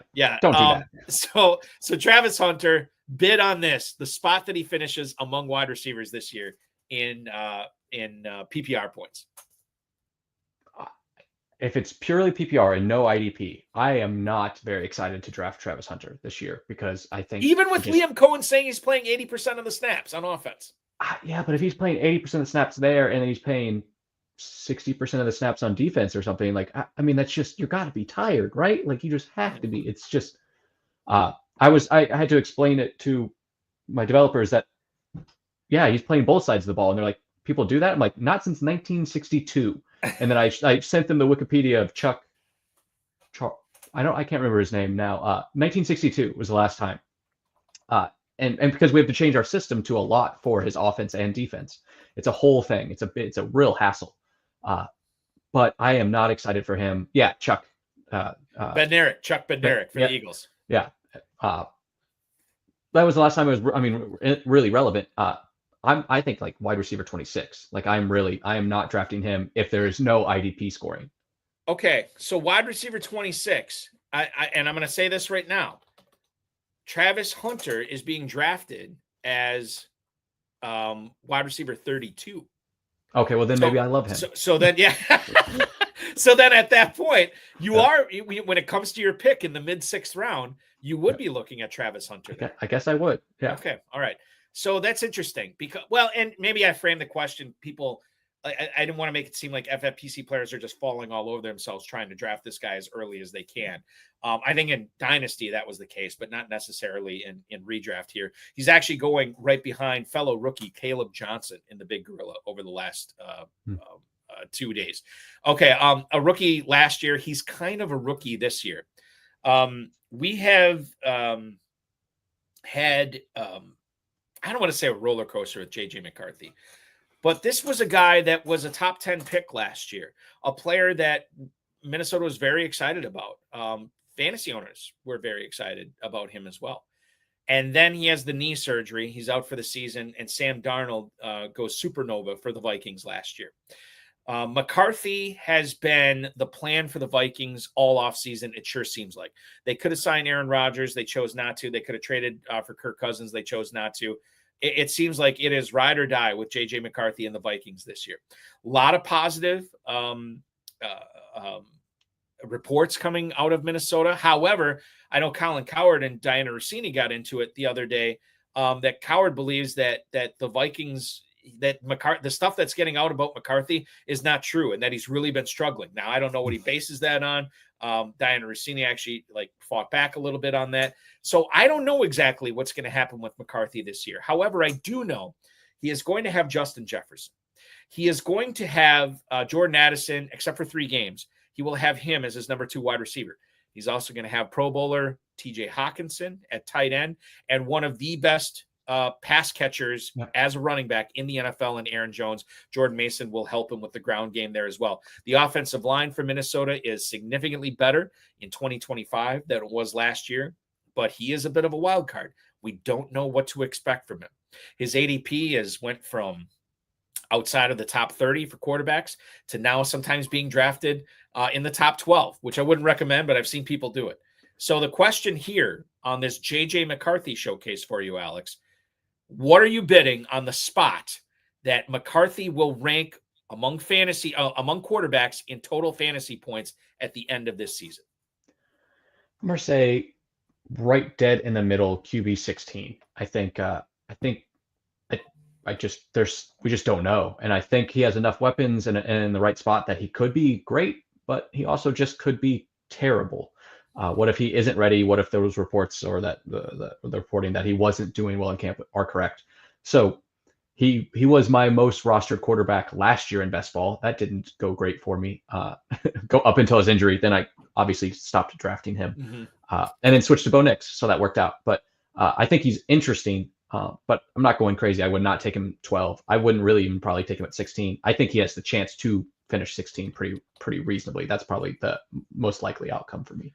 And he is being drafted as quarterback 17 right now in the FFPC Big Gorilla. 1406 is what you have to soak to get him on your squad. He is going after Drake May, after Justin Herbert, after Jared Goff, but before Jordan Love, CJ Stroud, and Trevor Lawrence. How many McCarthy and Love stacks do you have this year at quarterback? I plead the fifth. There's more. I have it's Love and McCarthy. I definitely have them, and I feel dirty doing it. I'm just like, I don't think they want to be on the same team. Like, I think they actually don't want this, but I think it's actually a great process to have those guys because that means you just load it up early.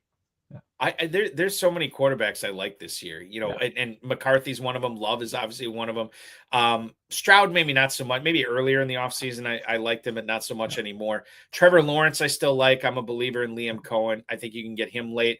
Penix, you can get late as well. Bryce Young, super late. Good news on Matthew Stafford. It sounds like the plan is for him to practice on Monday, so that's good as well. And then the unknown in Cam Ward. I've been drafting Geno Smith late as my quarterback 3 in a few best balls as well. I can definitely get on board for that. So even if you miss on quarterback this year, fear not. There's a lot of room for error, and you can get some of these other quarterbacks late that should help you out. Okay.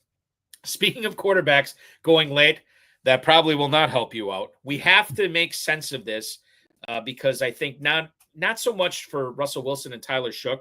I want to know your take on these players because it's going to affect guys like Malik Nabers, Chris Olave, so on and so forth. So for The Price is Right, Alex Korff edition, Russell Wilson was signed as the starting or to be the starting quarterback for the New York Giants this year from the Pittsburgh Steelers.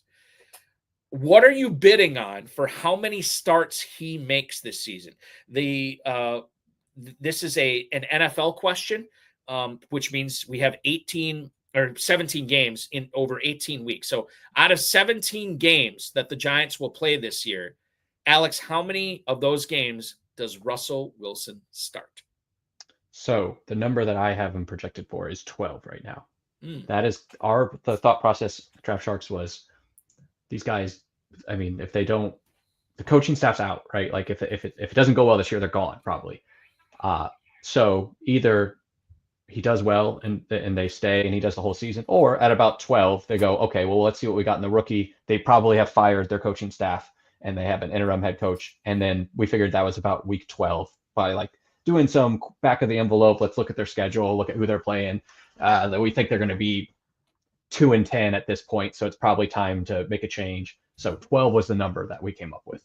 Okay, so that's 2/3 of the season, and it sounds like when you say 12, it sounds like it's going to be the first 12 games, right? The first 12. Yeah, sorry. Right, which I didn't specify, but I wanted to specify with you now.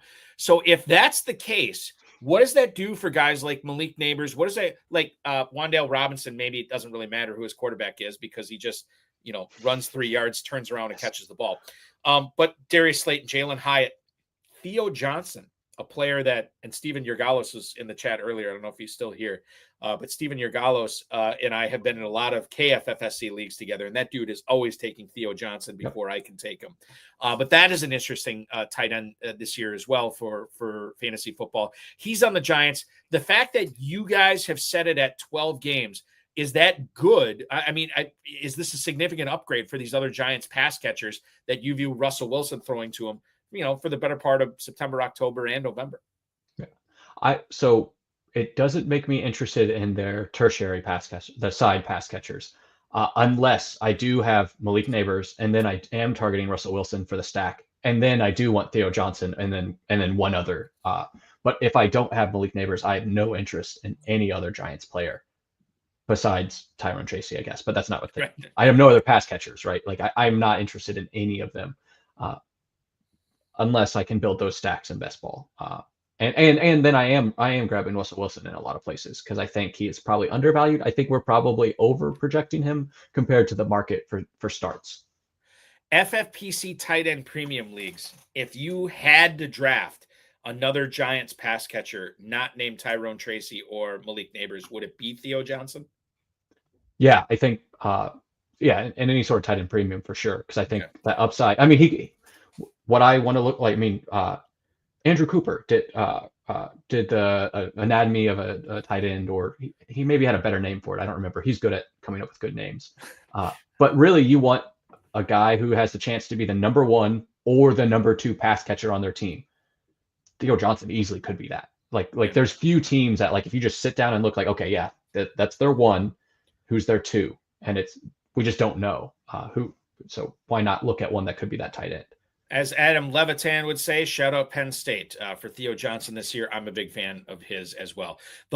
This I guess is the showcase showdown. You've made it this far. You've gotten nothing but correct answers. That's the beauty of playing these game shows on Insider Access, is whoever is co-hosting with me always wins. So spoiler alert, you're going to win this game as well because every bid has been correct so far. There's Steve chiming in with hashtag Theo Johnson. I knew he was still in here. Tyler Shook, same question here. How many starts does he make this year? The reports on him is that he's been fairly conservative in practice, not pumping the ball down the field, where Spencer Rattler has actually kind of been showing out. Spencer Rattler in his second year. A lot of people don't remember this, but because there were so many quarterbacks drafted at the top end of the 2024 NFL draft, you had Caleb Williams, you had Jaden Daniels, Drake May, Michael Penix, and then you had J.J. McCarthy, and then Bo Nix. The next quarterback drafted after Bo Nix was picked at like 12 or 16 or whatever it was Spencer Rattler on day 3, which is crazy. And he showed out last year. I don't want to say showed out, but he definitely played more than I think the Saints wanted him to last year. And he's been showing out in training camp so far, connecting with Olave, Shaheed, a lot of the Saints' good offensive notes coming out of training camp have been with Spencer Rattler under center. So I have to ask you, even though this dude was a second-round pick, even though he's not a young man anymore, like very experienced football player coming out of Louisville, what are you bidding in the Showcase Showdown here? What is your final bid on how many starts Tyler Shook makes this year for the New Orleans Saints? So looking at it, my current projections have 12 for Tyler and 5 for Spencer Rattler. But the first unofficial depth chart was released 2 days ago by Saints Wire, and they have Spencer Rattler as the QB1. Mm-hmm. And I saw that and still didn't change, probably because it didn't affirm my prior, so I just ignored it. I guess I wanted to see really if the drumbeat really changed as we got closer. I would say 12 right now, but it's probably my least confident answer that we've had all night, because it just could be anything. They could do anything there, and then it could be a 3-way split. They could get Hainer involved too somehow. Yeah, like it could be just disgusting. The Saints don't seem to treat the salary cap as a real thing. Would they ever consider trading for Kirk Cousins? I guess it's an interdivisional trade, so maybe that's not likely. Yeah, but maybe they know that it'll make the cap so much worse for them. Maybe they will do it. We see it as a poison pill or something. Yeah. All right, so there you go. We have the Price is Right, Alex Korff edition, wrapping up here on Insider Access on the Better Sports Network. Congratulations, Alex! You have won. I don't know, Tyler Shook. We got to come up with a better prize than that. But a lot of good stuff from you on this as well, as we will glean that information and take it to a tangible asset, which is the website known as myffpc.com, the Fantasy Football Players Championship, where you can trade away certain of these players in dynasty leagues. You can pick up a dynasty startup right now. They're going to be going throughout the rest of this month. myffpc.com is where to go. Entry fees start at $100. They go up to $5,000, 2,000 plus leagues in over 15 years. None have ever folded. Once you sign up for an FFPC Dynasty League, you are in it for as long as you want to be. myffpc.com is where to go. myffpc.com. We do have another score on Thursday Night Football in that Ravens-Colts game. It's a running back. I'm going to tell you who scored when we come back and talk about the Draft Sharks S.H.A.R.K rookie model, which is very intriguing. Obviously, this is really good for rookie drafts, but it's also equally as important in your FFPC redraft and best ball leagues as well. Alex Korff helped develop this. We're going to talk about it. We're going to talk about the players that are standing out in it and what the results have been with the S.H.A.R.K model over the past few years. Alex Korff from Draft Sharks joining me live here on Insider Access on the Better Sports Network. I'm Eric Balkman. Stick around. We have more right after this. What's up, guys? Andrew Cooper here, Fantasy Alarm. And boy, do I have great news for you. It's that time of year. The FFPC main event is open. The flagship contest, in my opinion, the biggest number one contest in all of fantasy football. It's not just about the prizes. You can win $1 million, but if you win a contest like this, you are gold-plated, gold-stamped in this community. That puts respect on your name when you go in there with the big dogs and you win a tournament like this. So Get set up with my FFPC now. When you use promo code ALARM, they'll give you $25 when you deposit $35 or more if you've never drafted there before. And you can get in there with the big dogs. If you really want, you can actually go to Vegas and draft at the Paris Casino live in these contests. You don't have to do that, though. You can draft online. They have 6-hour, 2-hour, and 60-second clocks, depending on what you're feeling. You're going to want to draft early and often in these to give yourself the best possible shot at winning. And let me tell you, when you go over to your social media bio and you throw FFPC main event champion in there, people start thinking about you at a different way. You are now an absolute champion and legend in this community if you win the FFPC main event. Open now over at myffpc.com.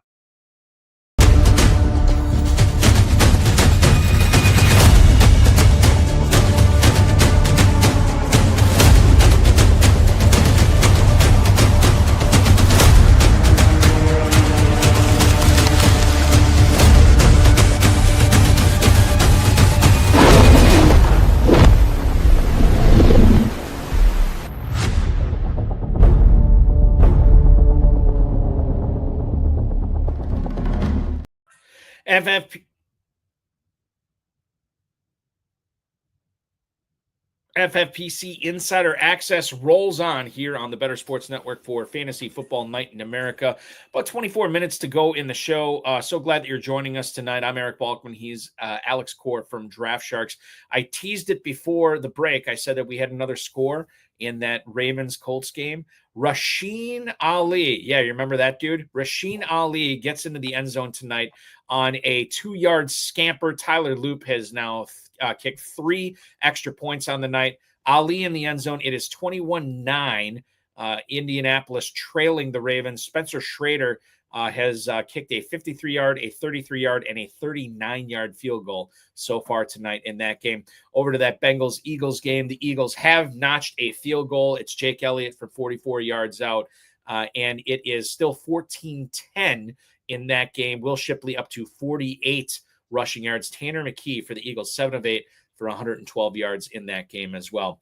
Alex Korff works for Draft Sharks. You can follow Draft Sharks on the X at Draft Sharks. Alex is at peaked in HS_FF on X. And a guy who peaked in high school, dude, could not have come up with the S.H.A.R.K model, the S.H.A.R.K rookie model that you guys utilize for Draft Sharks. I've had Jared on this show, Jared Small. I've had Matt Schauf on this show. And we have not, Shane Hallam obviously as well. We have not talked about the S.H.A.R.K rookie model. Can you tell us a little bit more about what it is? And then I want to get into how it was developed as well. But the S.H.A.R.K rookie model that Draft Sharks features, it's an industry exclusive thing that you guys have over at Draft Sharks. What is the S.H.A.R.K rookie model? Yeah, so really what I do particularly well is understand my limitations. And one of my limitations is that I am not a scout. It's just not what I do. That's just not what I grew up on. I'm good at math. I'm good at numbers. So what I did is I tried to make a rookie model that incorporates more components than what some others do, where it's just looking at analytics or just looking at one factor. So I try and do it all. So the S in the S.H.A.R.K model stands for scouting. And that means that I actually will aggregate film scores from other people that I trust and then validate those scores year over year versus output to weigh them differently. So I aggregate those film scores as part of that scouting process and then rate the players and then compare those versus their actual historical production in college. So that's the H. The A is their athleticism. And then the R is their... What is their R? I don't remember. I wrote I made the model and I was like, what should I call it? And and then I named it based on all of that. The R would be. I'm looking it up right now myself. Yeah. I looked at it earlier today. I tried to memorize it. I'm like, that's not Man, it. I even wrote it. What am I doing? Well, the thing is, when you have to come up with a cute acronym, it's not easy to remember, right? All right. R, draft capital, relative draft capital, exactly. Yeah. And then K is kappa. So kappa is actually it's a statistical term where it's the agreement factors between all of those. So each of those fields, the film scores, the athleticism, the production, draft capital, all of those have different weights in the model, and how those agree that number is the agreement factor of the kappa. So if a player is really, really good and everyone agrees, then they have a high kappa, and we like that. Some players, Anthony Richardson had the lowest kappa because his scouting was so mixed that not everyone agreed on his film. He had the best athleticism of any quarterback that was ever measured. And then his production didn't exist because he started 12 games or something in college. So his kappa was actually basically 0. I was just like, so he'll either be amazing or he'll be absolutely nothing. There's no in between. Okay. So that's what that model does. So what it does is it allows us to kind of separately look at players that analysts like on film, or that pop in particular from a production standpoint, like if you look at the historical output or draft capital or athleticism. So like there's really that 4 pillars, and then we can compare them.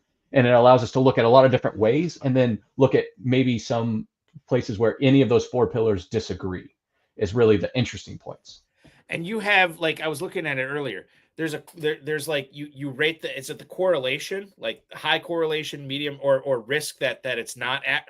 I guess like the thing that I want to ask about is if, and maybe you alluded to this already, if one of these things does not match up with the other, the model allows for that. So you can look at it as a whole, like as an aggregate, or you can look at it like, okay, well, here's one aspect that doesn't necessarily match up with what we're seeing in the other categories of the S.H.A.R.K.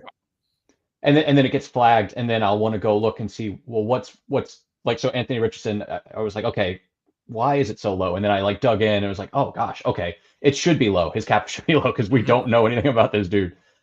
So it's each of these can almost be used as like a flag or of like, hey, why is it weird? Why is it doing this? But at the end of the day, you still get an overall score, how kind of the whole and all-encompassing model feels about that player. But then being able to, you can even on the model, on the tool, you can sort by film, analytics, production, athleticism, just to get an idea of who is crazy or who's particularly good at one thing. And you can obviously, you'll know, like, okay, well, obviously Anthony Richardson, his A in the S.H.A.R.K model, that's going to be super high. And like, there's no surprise there. And then historical performance for Richardson. I like how we just keep going back to Richardson. It's the Anthony Richardson show tonight. Should have made him the thumbnail. The historical performance, to your point with Richardson, we knew it was going to be low because there just wasn't a whole lot of a sample size to look at when it comes to that. When you talk about developing this, was this your idea? Was this something Draft Sharks tasked you with? Or was this like an amalgamation of, like, I know Shane Hallam has got a really good dynasty eye, really good dynasty brain when it comes to stuff like this. Was this something that you guys all worked on and then you compile, or how did this come together? I started working for Draft Sharks in 2023, but I had been working on this model for a while beforehand when I was an engineer in a past life also. And I would do this stuff on the side. So I had been working on it and validating it against historical results. So it was all once I got to Draft Sharks, I was able to build an even bigger data set and utilize their developers, our developers, I guess, and just get the team more involved. And Jared and Matt and all of those guys were able to help kind of understand some of the facets of the game that maybe I didn't know quite as well as those guys. Because those guys Jared's been fantasy football analyst since 2008 or something. I mean, like, since forever. Even though he looks like he's 12, he's actually much older than you think. So yeah, it really wasn't. I mean, it was all of us, but it's been something I've been working on and trying to, and it gets smarter every year.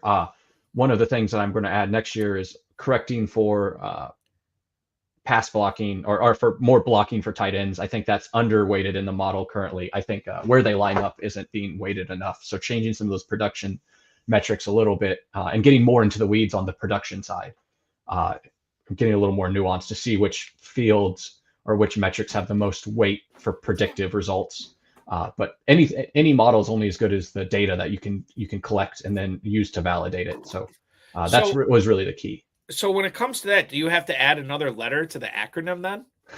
No, I'll just update the values a little bit and just explain how the production metric is calculated a little bit more, because a lot of it the goal was to try and make it very digestible, like athleticism 0 to 10, college production 0 to 10. But like, what does that really mean? That's the nuance that people just won't be able to see. But with that much data, it's hard to see it all anyway. Right. Okay. Interesting stuff there. So when you look at the hits on this, or maybe the misses, what did the S.H.A.R.K model get right over the past few years since it's been in existence? Yeah, so one of my favorite fields that I'll look at in particular are what I call a better on film score. So I'll look for players that scored significantly higher on film than they maybe did on draft capital or everything else combined. And then I'll go, why? And then a lot of the time that flag seems to hit really high. So some guys over the past couple of years that scored better on film than they did in all the other metrics: Tyrone Tracy, Ray Davis, Jonathan Brooks, rest in peace, Bucky Irving. Those are some of the hits, I would say, that really that scored better on film. So in particular on wide receiver, I'll look at those. The model loved Josh Downs, so much so that Jared was like, why is this guy in your top 12 wide receivers when we were doing rookie wide receiver rankings? I'm like, oh, the model loves him. I actually don't know anything about him. And I didn't realize he was 120 pounds or whatever. I mean, he's bigger than that, but Josh Downs was one that I really loved, but some other wide receivers that really popped on the better on film score. Players like, let's see here. We got Amon-Ra St. Brown. He scored significantly better on film than he did on draft capital or anything else. Wan'Dale Robinson also popped. I don't know that counts as a win. Demario Douglas was probably why I love him so much. Let's see. The better on film is the one that really I look for and kind of Puka Nacua. That he's easily the biggest hit. And then Romeo Doubs. I was way in on him his rookie year because he scored so much better on the film score than everywhere else that I was just like, I think he was underdrafted, which he was. I think you can count Wan'Dale Robinson as a win because that dude has outperformed his ADP, like where people are taking him. Yes, he's not a league winner, but he certainly helps you stay afloat. He puts up points every single week. So there's something to be said for Wan'Dale Robinson there. What I don't want you to give away everything here, but when you look at the S.H.A.R.K model for this year's rookies, can you point out one or maybe even two players that really have stood out here as potential guys that you want to get, not only in your rookie dynasty drafts, which most of them have already happened, but startup dynasties and then redraft leagues coming up here as well? So looking at it, the 2025 guys that were particularly interesting. I liked Tootin, scored really well, above even still where he's going. Taj Brooks was really interesting to me. Trevor Etienne had some things on his profile that made me look at it, but I don't think he actually is going to be that interesting. Jaden Blue, because the scouting reports were so kind of mixed. Some guys really loved him, but most people were kind of like overall. And then Ollie Gordon, the second. I don't know that the second's that important, but Ollie Gordon, the Miami one, he was really interesting. And then at wide receiver, let me sort real quick. That Ollie Gordon name that's interesting. That the model liked him. Okay. Because if it was up to Tyreek Hill, Ollie Gordon would be out there for every short yardage carry the Dolphins get this year. Yeah, I saw that report and was like, because Jalen Wright and Ollie Gordon are two of my most rostered handcuff running backs. I think they're just both very interesting. But some wide receivers that I do think are interesting. Dante Thornton, just like he has so much news right now. Isaiah Tesla. I don't think it's actually spelled Tesla. I know it's different, but the Detroit guy. T-Sla or whatever T-Sla, it is. Yeah. And then Torrey Horton. Horton has been burning up ADP boards lately too. He's running with the ones. It's weird because it's almost as if this S.H.A.R.K model for a lot of these players kind of predicted these guys would stand out in training camp in the preseason, which is happening right now especially with Horton for sure. And that's a player that I think we have to seriously look at because what he does best, he probably does better than Jackson Smith and Jigba, and he definitely does it better than Cooper Kupp. So the deep ball game for Torrey Horton on that Seattle offense this year, he's going to have a role as a rookie. And will that role grow if Cooper Kupp is confirmed as dust? Probably. Maybe a player you want to be in business with. But I would say the number one most interesting one is actually Elijah Arroyo, the tight end there. The model, so some of it was, I don't think he tested, so we had to estimate some of his athletic. But he should be just a freak, is what we kind of thought. But he's very interesting, and probably one of the most rostered tight ends in Dynasty that I have, just because I was so much higher than him than everyone else. The Elijah Arroyo hype, I can't say it as good as Matt Schauf does, but it has gone crazy right now. I maybe it hasn't been gone crazy because we still are of the opinion that this guy is a rookie. He is going to have at least 3 targets ahead of him, maybe more. But tight end premium, you want to get him late. Arroyo is a guy you want to look at. If you want to explore the Shark model more, get a subscription to draftsharks.com, your unfair advantage, and check out Alex Korff's baby here, which is evolving. Scouting, historical performance, athleticism, relative draft capital, and Kappa are the 5 pillars, the planeteers of the Captain Planet Shark model here over at draftsharks.com. Check it out. Really going to help you for rookie drafts, and it's still going to help you in redraft leagues here going forward. Now, we do have a few minutes left, and I wanted to explore a few things that we didn't get to in the first segment here, if we can go back to that. We already talked about Anthony Richardson, Shane Steichen saying he's going to start the team's first preseason game tonight. Daniel Jones starting the second. Jones got into this game a little bit earlier because Richardson left with a finger injury. You talked about how you had just drafted Richardson today. Can you tell us a little bit more about how you've been handling Richardson versus Jones, not only in drafting those quarterbacks, but in drafting Colts receivers? Because I think, you can look at it that one of these quarterbacks is going to be better for those receivers than the other one.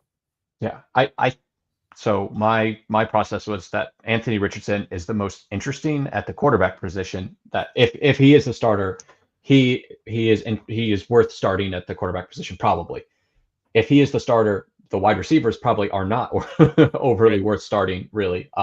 And Jonathan Taylor even gets a little bit less interesting, a little bit. So if Daniel Jones is the quarterback, I don't think he's very good. I don't think their team is going to be very good. I don't think he's probably worth really having any exposure to. I mean, in best ball, you would just have to still, but it would be more.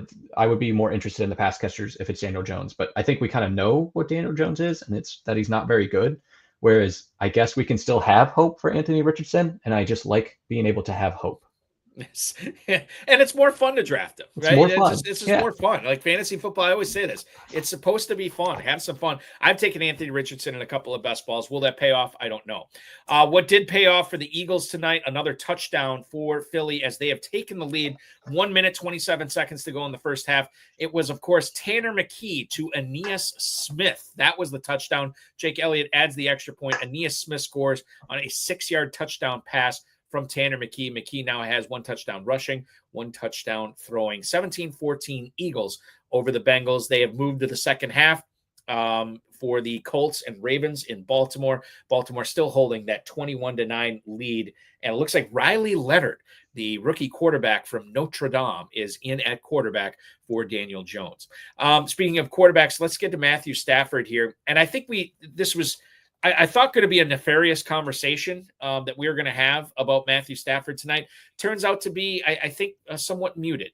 The Rams apparently not worried about Matthew Stafford's back for the upcoming season. Jordan Rodriguez from The Athletic reported on this. Her report on The Athletic said that the Rams plan to put Stafford on a modified workout plan in training camp even before this back thing happened. So he was never going to be working out as much as the rest of the players were in training camp, even before this. It looks like the Rams were prepared to have Jimmy Garoppolo run the offense occasionally during training camp, which makes sense. Stafford and the Rams agreed on spine specialist Dr. Robert Watkins' diagnosis on how to treat this back injury. Alaric Jackson and Kevin Dotson, who are the starting left tackle and right guard for the Rams, still not practicing. So it's a bit of a concern for the Rams right now. We want to follow that, given that Matthew Stafford isn't exactly Michael Vick in the pocket. You want to make sure that that his back is going to be healthy enough to move around when he can. I was down on Nakua. I was down on Devontae Adams. The fact that the Rams have publicly said that they're not worried, the fact that Matthew Stafford is going to have a workout on Saturday and potentially could be practicing on Monday. I'm starting to get the warm fuzzies about Adams and Nacua here. It's still a back, which is tricky, Alex, but I think I'm warming up back to the Rams passing attack here. I think if he practices Monday, I will start warming up, but I'm not there. I'm starting to get pretty concerned, or at least I was until honestly the positivity that you shared just now. Right. I was pretty concerned, starting to be very concerned, because I don't really want Jimmy Garoppolo thrown into my first round pick, or my third or fourth round pick for Adams. Third or fourth, yeah. Like he's not free. He's very expensive, and he's honestly, at that 3-4 turn right now. 3-12, 4-1, wide receiver 17. Go ahead. Yeah. So like if we see him Monday and we start getting more news, then I will be open to it. But right now, I'm still I guess my flags are up, and I'm concerned. I guess you're right. I'm starting to warm up to it, but I should say if he does not practice on Monday, I'm still going to have that same level of concern. I think once my eyes see it and I see him out on the practice field, then I'm like, okay, I think it's going to be all right. NFL.com reported yesterday that Darren Waller is a week away from practicing with the Dolphins. This, according to head coach Mike McDaniel. He came out of retirement and a burgeoning / scuffling rap career to join the Miami Dolphins, and he's coming back to the field here shortly. 32 years old. He's on the PUP list. He's obviously going to be in competition for the starting tight end spot in Miami, which, let's face it, is not a huge competition there. It is a low bar to jump over in Miami right now. I think a lot of people would say, Balky, why do you even bring up Darren Waller? This guy didn't play football last year. He's been retired. Well, he's tight end 26 at the 1609, a guy who's already done it at the highest level in the NFL. He's given us some pretty good fantasy seasons in tight end premium formats, and his price is basically a 16th or 17th round pick. Is there something here, Alex? I've drafted him once. I don't know how I feel about it. I feel like there's something there just by circumstance alone. What's your take on what to do with Darren Waller late in a tight end premium best ball draft? So I think the only reason I don't have more of him is the way that I've built my teams. Is by the time I'm ready to grab him, I don't want to have too many tight ends, right? Mm-hmm. Like it's a balance. And so I think he is so fairly valued that I don't get to his part of the draft when I need a third tight end. That's been my problem. I like him. I mean, it's hard to believe that he's only 32. I thought he was like 37, but right. 32. Well, he had those substance abuse issues like earlier in his career that he was dealing with. So he is like a young 32 essentially. Yeah, he doesn't have, what is it, the tread on the tires, and he made the conversion from wide receiver. So like in the scheme of things, I think at a tight end 26 price, how many tight ends have top back end 12 upside at 26? It's not that many, right? Like it's interesting. But I think the Dolphins probably aren't going to be very good again this year. They don't have a very good offensive line, and he is 32. So maybe I'm just going to have my heart broken. Yeah, and the thing is, like, he's going so late that it doesn't really affect your teams all that much. If he gets if he slips up and doesn't come through for you in fantasy. A guy who always comes through for us in fantasy is Alex Korff. You follow him on the X at peakedinhs_FF. Check out his work at draftsharks.com. Is that like, I know you are a behind the scenes guy with Draft Sharks, but I always like picking your brain. Tell the listeners and viewers what you're doing now for Draft Sharks, not only during the season, but the off season as well. Yeah. So I'm their product manager. So I help basically make all of the tools, make sure that they're hopefully doing their stuff. So if something's not working, it's probably my fault and I am sorry, but I am trying my best. So all the algorithms, all the math, our new keeper tool, the S.H.A.R.K model, all of those, my fingerprints are in. And then really the goal is to help make Jared, Matt, and Shane, and then Kevin's life easier and build them whatever tools they need, whatever, get them all the information they need to make their jobs even better. So in season, I help do the projections a little bit, but it's mostly Jared. And then I try to get out of their way and help as much as I can. Yeah, the award-winning projections done in part by Alex Korff. I know Kevin English Just what did he win for most accurate ranker Most last accurate. year for fantasy Yep. pros?